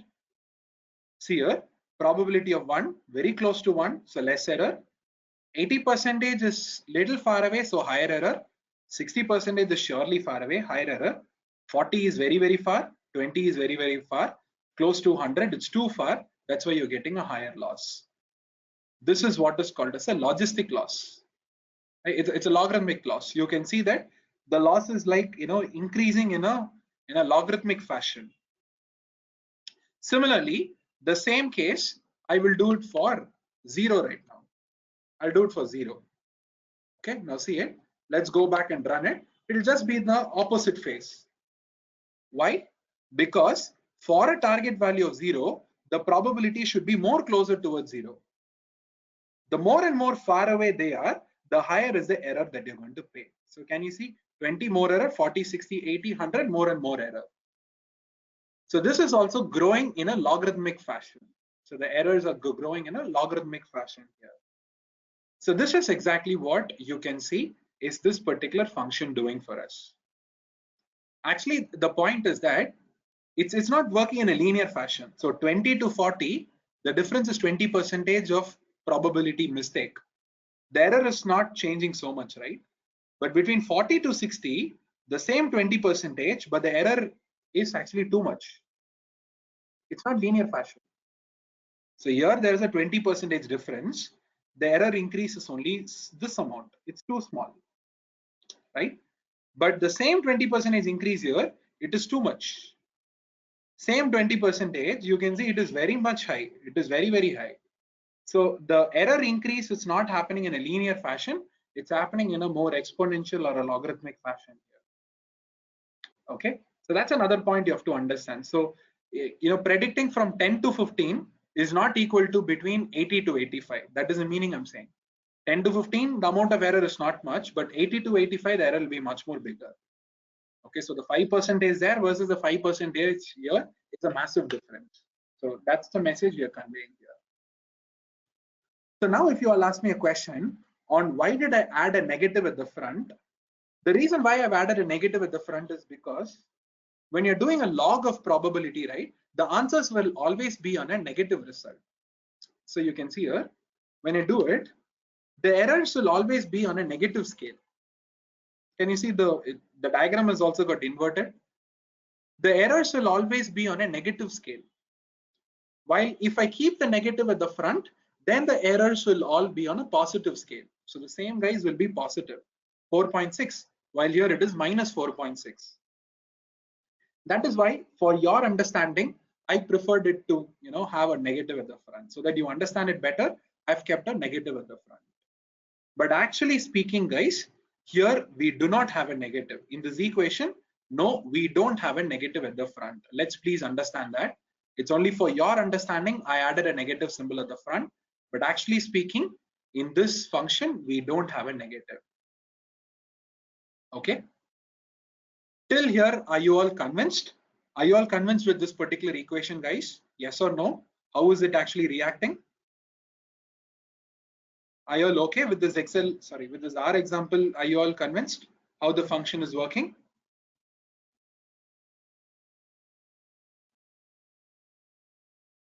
Pretty clear? Thanks, Anu. Good. How about others? Nizam is saying okay. Good. Yosef, Yatinder, Vidya, is it okay? Sanjay, Rakesh, Jishbu, Divya. Guys, feel free to say no. Okay, so you're not bounded by anything. Feel free to say no. If in case you want, give me a private message. So ask me the questions. Always feel free to ask a lot of questions. Yep. It's completely okay if we go for a recap. Okay, I think everybody would appreciate it if you're going for a recap. I think everybody would be okay. So feel free to ask for a recap and all if you're not being able to follow. Okay, great. Now let me ask you all a quick question. So we understand that this is actually giving you something called deviance, right? The error, how far are they? Ideally, you always minimize it, isn't it? What do? You always minimize errors. So why is it called maximum likelihood estimation here? The question is simple. I told you that this formula is giving you error. How far is each and every prediction from the true value? So we understood that it's giving you error from the R example. So lesser the error, the better of VR. Then why is the name something called maximum likelihood estimation? It's actually log likelihood. Why do you want to maximize?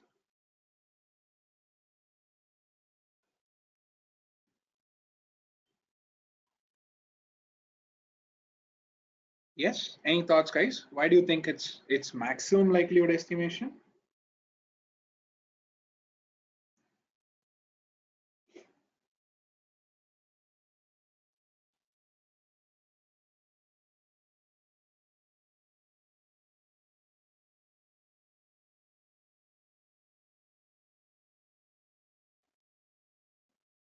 Okay.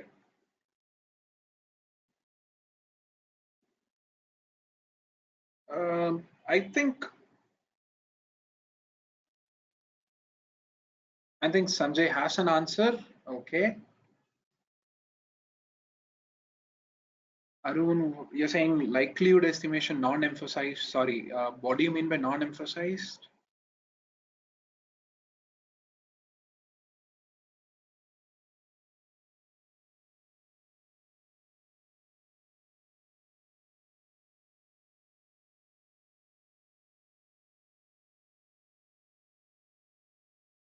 More likelihood is better. No, but forget the word likelihood. So this is error by the end of the day. Why do you want to maximize it? That's the question. Okay, I'll tell you why. It's actually a very simple thing. Okay, so let us assume you got some beta naught beta 1 value. Okay, and you have another beta naught and beta 1 value. Yes. So the first beta naught and beta 1 value is giving you the error value, which is 4.2, like what we saw in our example. It gave you 4.2, while here it gave us 2.6. So what would you do? You'll always say, hey boss, I want you to do a minimization operation. Here it is what? It's a minimization operation. From 4.2, it should become minimal to something like 2.6. So I need to do a minimization operation. Good. But how did you get 4.2 and 2.6? Because you added a negative at the front, right? The R program, we added a negative at the front for our convenience. Then we said lesser and lesser, better off we are. But in this equation, is there a negative at the front? The answer is no. So what will you have? You will have minus 4.2 and minus 2.6. So what do we have? Here, this was a large number 4.2 and this was a small number 2.6. From a large number, minimize it to a small number is what we said, right? But if I have a negative at the front to the same equation, 4.2 becomes minus 4.2, 2.6 becomes minus 2.6. What do you actually want? You want this answer, isn't it? That is the ending point you want. So this is the ending point you want. So minus 4.2, is it a large number or a small number, guys? On the number line, minus 4.2 is a large number or a small number compared to minus 2.6? Is it a large number or a small number comparing with this guy? It's a smaller number, correct? So this one is a smaller number, while this guy is a larger number. Now you have the answer. So you're saying, I want minus 2.6 only, but right now I'm sitting at minus 4.2, who's a smaller number. So what is the operation I have to do here? I should do a maximization operation, isn't it, guys? Getting the logic here? So if the negative were at the front, 4.2 and 2.6, where 4.2 will be the large number, 2.6 will be the smaller number. So there you will say, from a large, it should minimize to a small. So minimization operation. While here, minus 4.2 and minus 2.6, because you didn't have a minus at the front, but previously you added a minus, so minus minus got cancelled out. What you want is minus 2.6 because that is the lesser error. Comparing with 2.6, this is what you wanted, right? You wanted minus 2.6. But minus 4.2 is a small number, while minus 2.6 is a large number. From a small number, if I have to make it to a larger number, shouldn't I be doing a maximization operation? Right? So large to small is minimization, while small to large is a maximization operation. That is the reason why we are going back here and we are saying log likelihoods will always be a negative number that you will end up with. So minus 2000 versus minus 500. Minus 500 is a better number any day. So from such a small number, make it as a large number using a maximization operation is what we are saying. Getting the reason, guys, why we are doing a maximization operation? If I have added a negative at the front, then I will say, hey, I should have done a minimization thing. But we are not doing that. We are not having a negative at the front. Without keeping a negative at the front, now we are saying, hey boss, it's a maximization operation that you have to do. That is the reason why it is a maximum likelihood estimation. So you are saying, please maximize this guy with respect to beta naught and beta 1. Where is beta naught and beta 1? Hidden in the probability function. So probability is nothing but exponential of beta naught plus beta 1 times of x divided by 1 plus exponential of beta naught plus beta 1 times of x. So you're saying please maximize log likelihood and not minimize. So you want him to basically maximize it. Okay. So I think there's a question. So is log likelihood or likelihood the loss? And we display L or so it is L is likelihood. Okay. It is log likelihood. We are calculating for log of likelihood. So this log likelihood is the error component or the deviance that we are speaking about. So that entire term is the deviance that we are talking about. And L stands for likelihood, whereas log of L is log likelihood. Okay, so it is that term, that complete term is what we call as deviance all the time.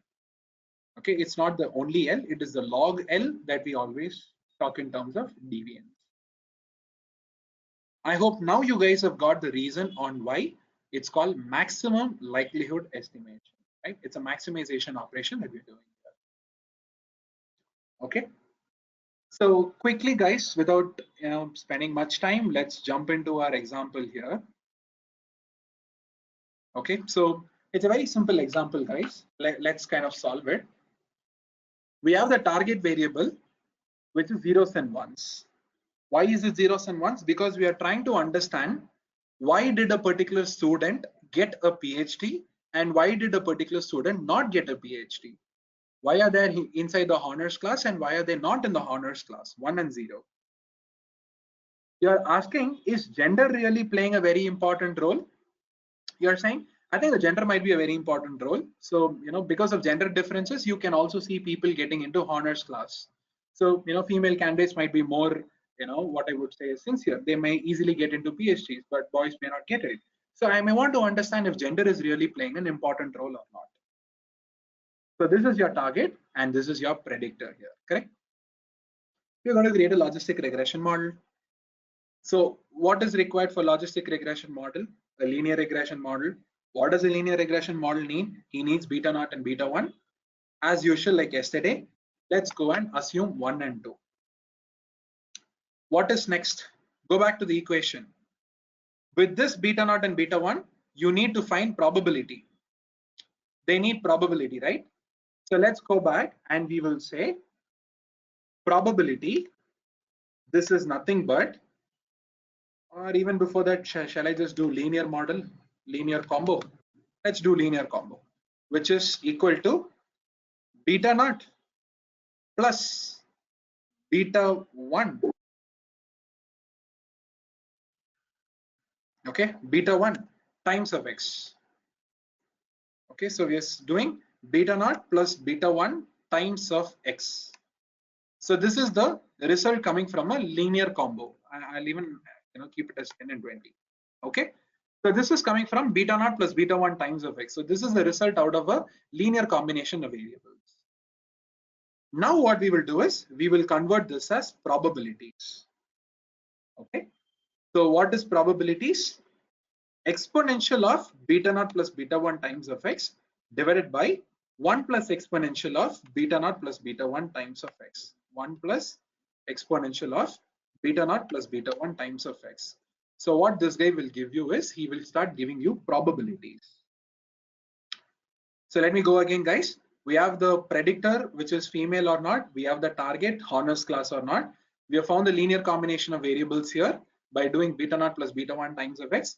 We have found the probability by doing exponential of beta naught plus beta 1 times of x divided by 1 plus exponential of the same. Till here, I hope everybody is okay. What is the next step? You need to say yi times log of probability plus 1 minus yi times log of probability. What is the next step? Yi times log of probability plus 1 minus yi times log of probability. Can I do something, guys? Instead of applying the log right now, after just multiplying with plain probability, later on I will do the log. So getting the point? So what I'm saying is yi times probability plus 1 minus yi times probability. Let me do like that. Then I will apply the log. So I will get plain p or I will get plain 1 minus p. Later on I can apply the log. It is the same meaning. Instead of doing log of probability once, log of 1 minus probability once. So there is two unwanted things. So let us just simplify it. Let's first apply without the log. Final result we can take it to the log. That's it. So let's go back here and say probability of correct classification. That is the right probability I want. Is it P or 1 minus P? So we are saying yi times probability plus 1 minus yi times probability. Okay, so BODMAS rules, everything is important. Okay, so what do we have here, guys? We have yi times probability plus 1 minus yi times probability. It's plain probability. Later on I can do the log. So I'll hit enter. So what is exactly going wrong here? Let's see. Okay, I don't think anything is wrong. So what you guys can see, it is yi times probability plus 1 minus yi times 1 minus probability. See, we did this mistake. Okay, it is 1 minus probability. So what have you got? For a target value of 1, you get 99%, while for target value of zeros and all, you get what? This 0%, you can see here, right? So wherever it is a 1, you will get 99%.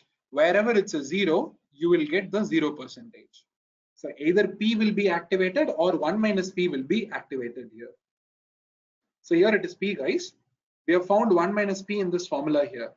So P will be activated when target is 1. 1 minus P will get activated when the target is 0. So that's what we have done. Finally, let us find the log of this probability. So we are saying this is equal to the log of this particular probability. We have got the results. What do you do next? You say, hey, the total log likelihood is nothing but the sum of this entire column over here. Let me go again, guys. Predictor, target, beta naught plus beta 1 times of x. Then you're finding probability. Why? Because you need probability term here, which is exponential of beta naught beta 1 times of x divided by 1 plus exponential of the same. What is next? You have to say yi times log of probability plus 1 minus yi times log of 1 minus probability. I'm not applying the log right now. Okay, I could have easily done it here, but it was unwanted. It would have been very costly. Okay, so I could have easily applied the log here, but we're not doing that. Okay, so we are doing it later. So now what will happen? Either this guy will get activated or this guy will get activated. So you can see if it is 0, 1 minus P got activated. If it was 1, P has got activated. Now you can see later on we are saying log of P or log of 1 minus P. So that's why we are applying a log or a natural log here. What is the final step? Do the summation for all the people here. Okay. So what are we doing? We are doing a summation for all the people here. So that summation is equal to minus 3049, or otherwise in a positive log loss, the positive version is called as log loss, by the way. Okay. So the positive version of it will be 3049, which is a massive loss right now. So the positive version of it is saying, hey, it's a massive number. 3049 is a very, very big error. Why? Because for a person like 0, you're predicting 0%, okay. For a person like 1 also, somewhere you might have predicted it as 0. You never know. So that's why there is a massive error here. Oh, sorry, for 0, 99% you might have predicted somewhere. I don't know where. Anyways. So that's why he's saying the loss is pretty high. Now we'll go to data. We'll go to solver the same way like what we did yesterday, guys. We are saying, hey, this is my objective whom you need to maximize. So we are saying this guy has to get maximized by trying out different linear regression models, that is different beta naughts and beta 1s. It is okay if the beta naughts and beta 1s go to the negative scale, hence I'm unchecking. Let's hit solve and let's hit OK. What do you guys see right now? We are getting a log loss value of minus 109. Sorry, log likelihood of minus 109 and a log loss value of 109. So from the previous 3046 something, now we have ended up with 109. Why? Because you can see for a target value of 0, you're predicting probability is pretty close to him, 18%. For target value of 1, you're predicting same 18% in this case, but somewhere else and all it will be 29. Can you see? So the probabilities are more closer towards the target. That is why compared to the previous case of 3046, now after optimizing, I was able to come up with a much more better version of the logistic regression model, which will give you a log loss of positive 109 or a log likelihood of minus 109. So this is exactly how we were able to come up with a beautiful logistic regression model here. So these are the linear combinations and this is the probabilities. Do you see the probabilities are running only between 0 to 1? You get 29% and you get 18%. If it is a male candidate, you get 18%. If it's a female candidate, the probability of being in the Horner's class is 29%. That is the meaning. Okay, if it's a male candidate, 18% probability of getting into Horner's class. While if it's a female candidate, 29% of getting into the Horner's class. That is the meaning here. Okay, so this is exactly how we create a logistic regression model here. Okay, so what you've got is the probability results that we wanted. So this is exactly how we do the logistic regression model, guys. That's it. So you have understood how to optimize and come up with logistic regression models coefficients. Okay.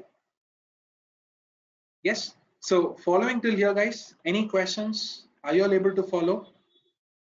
Predictor, target, linear combo, probability, then this one, yi times log of probability plus 1 minus yi times probability, ln of PCC. Why are we adding it up? Then we're going to the solver and why are we solving? Is all of these things okay?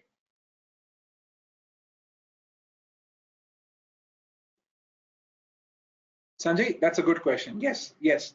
We are applying the log at the last because it is 0 and 1, right? So whatever it is, you will either get probability or you'll get 1 minus probability. That's all.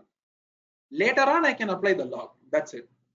So the difference is instead of doing the log here 2 times, I can do it later on. Why? Because either I will get P or I will get 1 minus P. That's all.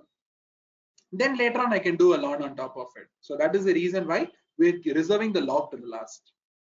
But if you tell me that you probably don't want to do that, then you should have ideally gone and added a log function here. Okay. So yes. So as for your question, yes, we are applying a log at the last because we have 0 and 1. So you will either get P or 1 minus P. So that's why we're keeping the ln towards the last. Okay. So if this is a continuous variable, it cannot be continuous variable, right? The target will always be discrete. It will only be 0 and 1 because you're solving a classification problem. It will only be 0 and 1. It's going to be a classification problem. Now, once you've got the probability, you keep the threshold and do it. Okay, which variable then you're talking about? So here, no, it has got to do nothing with any of the variables. So see here, this formula. So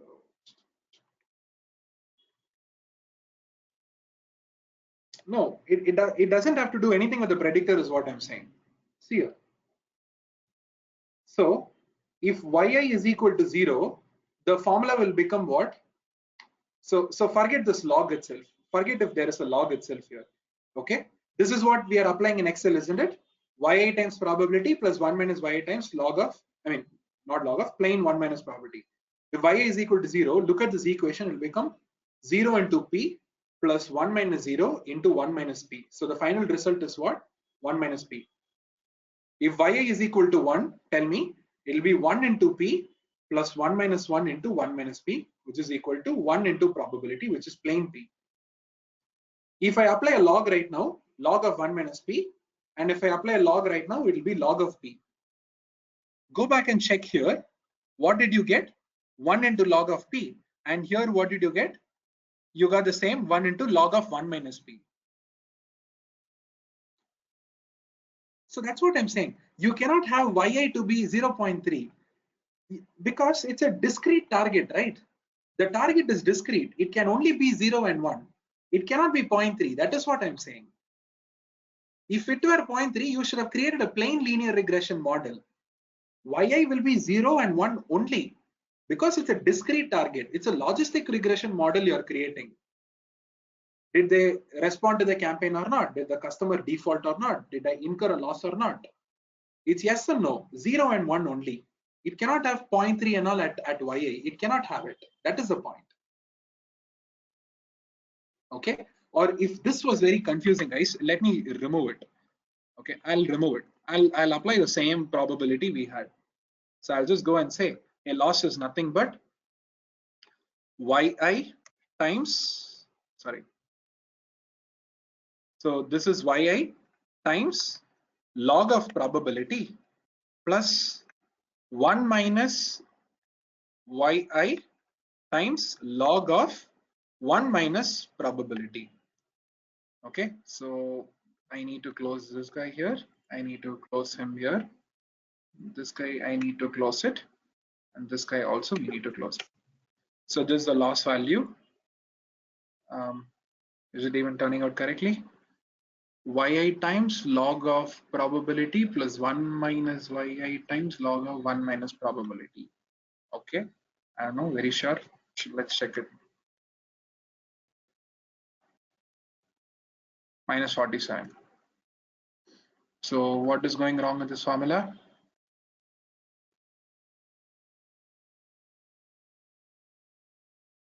Okay, so yi times log of probability d2 plus 1 minus yi times log of 1 minus d2, correct?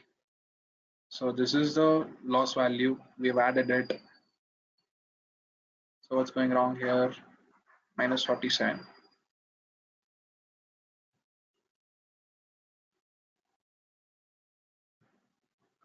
Okay,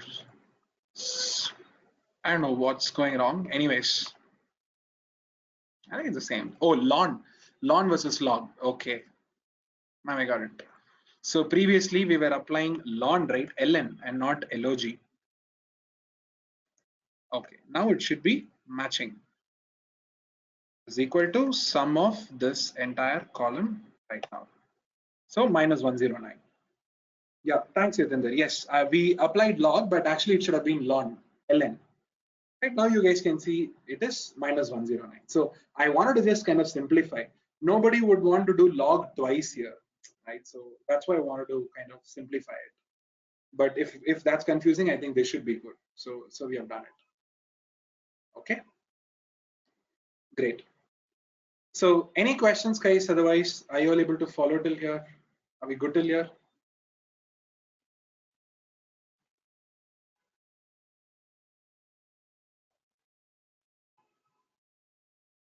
Yeah, all these concepts.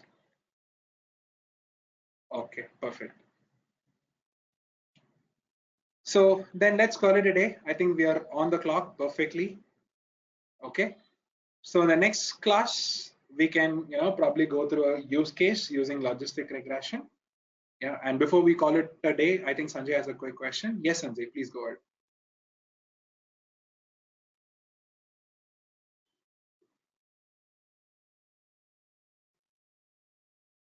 Okay, so yeah, I think the drive has got created today, if I'm not wrong.